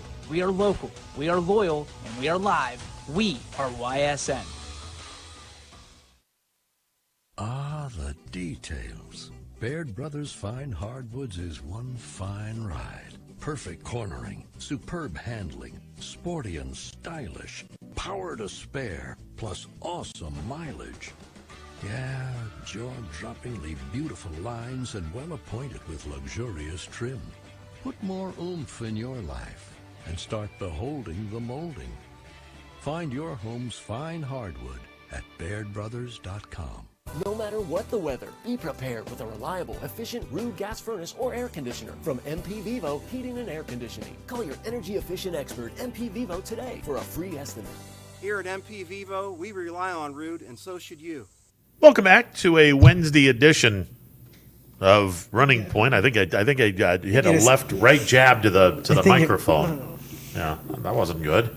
Wednesday edition of Running Points on YSNLive.com. Ron Potesta with you, taking right jabs as we go. MP Vivo Heating and Air Conditioning Hotline open 330-886-0813. Since we only have you on 2 times a week, and we're now not going to have you on until Monday, I got to ask, as we are down to 13 teams that are left, actually 12 in the YSN family, and if I did the math right, 1, 2, 3, 4, 5, 6, 8, 9, 10, 11, actually 12, if I did the math right.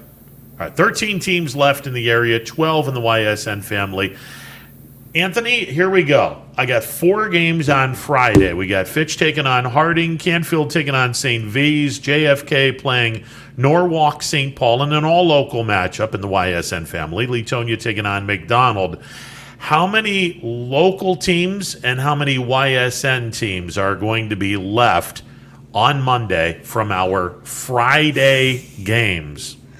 Well, let's see. Fitch is going to win. Okay. I honestly think... Vargo brought up a good point that both teams made mistakes in that first matchup. So, I was thinking, well, if Fitch cleans it up, they'll roll. But Warren Harding made plenty of mistakes, too. So if they both play clean, it might be just as competitive. But I still think Fitch wins that game. You remind me again. Canfield and St. V's. Canfield, I got them winning. Okay. I think JFK, it's going to be a test. It's going to be a big test against Norwalk. And I think it might be the biggest test of their region, to be honest. But I can't bet against Cam Hollabon. Let's count them. 1, 2, 3, 4, 5, 6, 7. Yeah, 7 touchdowns. So I can't bet against that dude. Okay. And I know this is going to hurt you, but I think McDonald takes Leetonia. I wouldn't surprise me if they did. I just think they're more multifaceted on offense and can do a little bit more things. And I think it's going to be easier for McDonald's defense to make Leetonia one-dimensional than it will be for Latonia's defense to make McDonald one-dimensional. Okay. And listen, it's going to be a great game nonetheless. Yes. I mean, this can be an exciting game. And again, I said yesterday, very low scoring. Whichever team's supporting cast does better in terms of helping out the top shelf talent, because the top shelf talent in this game is Marco Ferri for Latonia and the quarterback for McDonald, Mr. Shadle, Dominic Shadle. Those are the top shelf kids. Whose ever supporting cast is better, you're going to get the victory, because both teams bring it defensively. It's going to be a fun game to watch. I wouldn't be surprised if it's something like 16-14, 17. I mean, it's going to be. I think it's going to be very old school, nose to the grindhouse. Physical, not a lot of scoring. I expect that, and I wouldn't be surprised if it's under 20. I'm going to.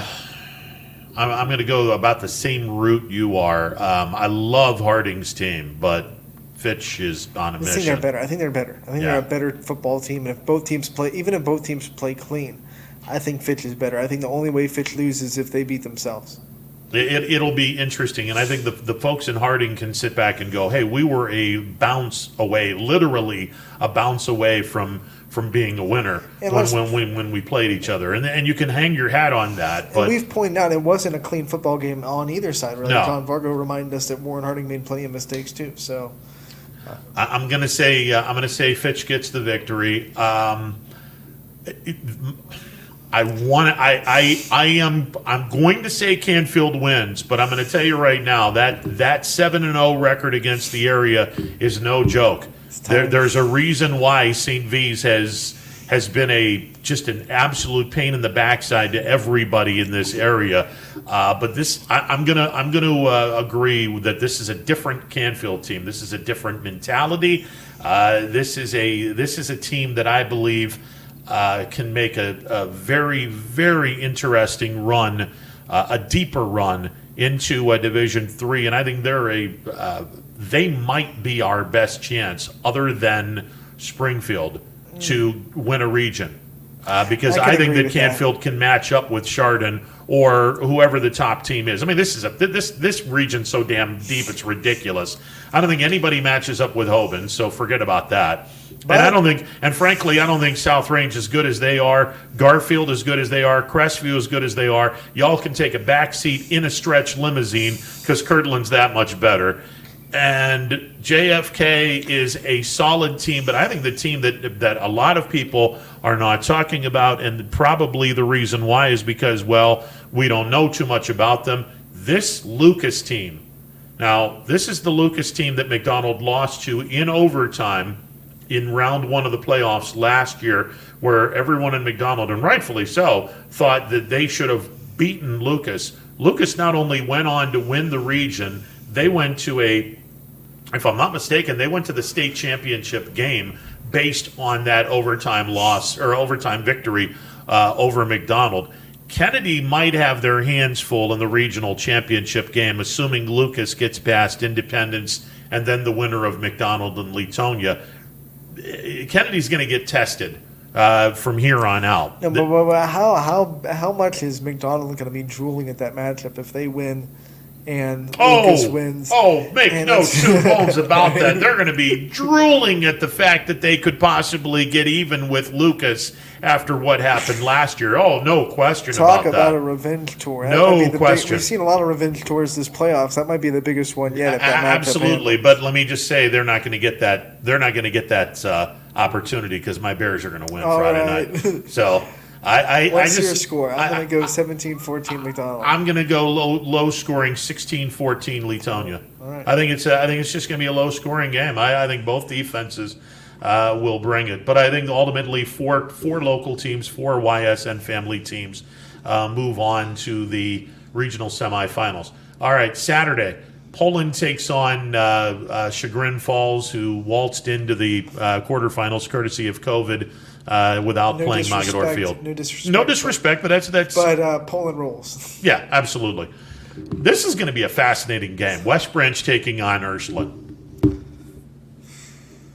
This one's the hardest one to pick. Yeah. Because it's Ursuline. Yeah. And Ursuline's been playing well. They played really well in round one.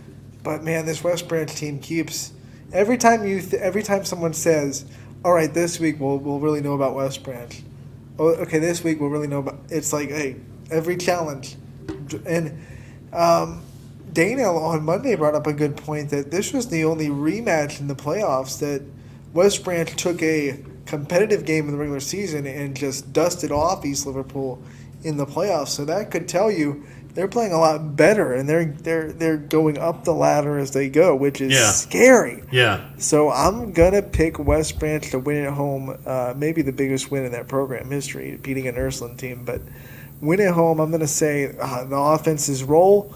I'm gonna say 35-31 West Branch. I think that Ursuline has seen a lot of really good teams. They haven't seen a quarterback this good, and I think I think West Branch upsets Ursuline. I really do. I think that's crazy because it's not really an upset. And you're right. I mean, and here's the other thing that haven't we, and you brought this up.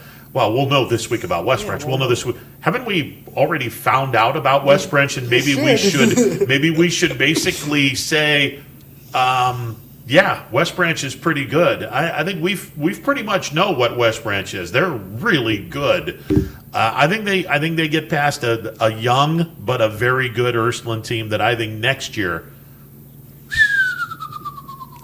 Yeah, you're going to put everyone on notice now because enjoy it. Ursuline's going to be an unbelievably tough team to beat next year, but I think that West Branch gets it done this week. Your alma mater taking on Beechwood, undefeated Beechwood, albeit they haven't been as tested as South Range has. What do you got? South Range got their smelling salt dealt with last week against Harrison. It seems like as soon as they went down in that game, they woke up and they were ready for business. I'm going to say South Range rolls again. I'm going to say 45-24 South Range. All right, yeah, I'm on the same wavelength. I think South Range gets the job done, and we'll go from there. Crestview taking on Garrettsville Garfield. Garfield. Yeah. The way they played against Mooney, I think everyone kind of thought Mooney would just go up and roll in Garfield because there's so many different levels and who Mooney plays. And 24-21, I think Garfield is going to win. I'm going to say 31-24 Garfield. Okay. This was, I mean, when everyone sat back and said, well, Mooney should be able to beat this team, we're talking about a one-win Mooney team. Right, but it was just can we please? Because Mooney was just playing it at like the different level. They were playing all these Division I, Division II teams. And I get that. I get that, but it's a one-win team. And really, you could argue they should have won that game. Absolutely. I mean, or at least tied it. You're absolutely correct. Look, Garrettsville Garfield's a solid football team. But I think that the team that has been completely disrespected all year long is the team that I've been covering all year long. This is not a Crestview team that's going to sit down and get destroyed by anybody. Even the one loss that they had was in a monsoon where they beat themselves. You put them on a drive track and they don't have all the penalties that they have, they're winning that game by double digits. I think Crestview goes into Garrettsville Garfield as long as they are not killing themselves with the incredibly large penalties. I think Crestview's got a really good chance at beating Garfield. It's going to be very competitive. I think the difference is going to be simply the fact that I think Garfield will make some game-winning plays down the stretch because they've been there, done that. And I think Crestview, correct me if I'm wrong, they're still a pretty young team. No, it's senior base now.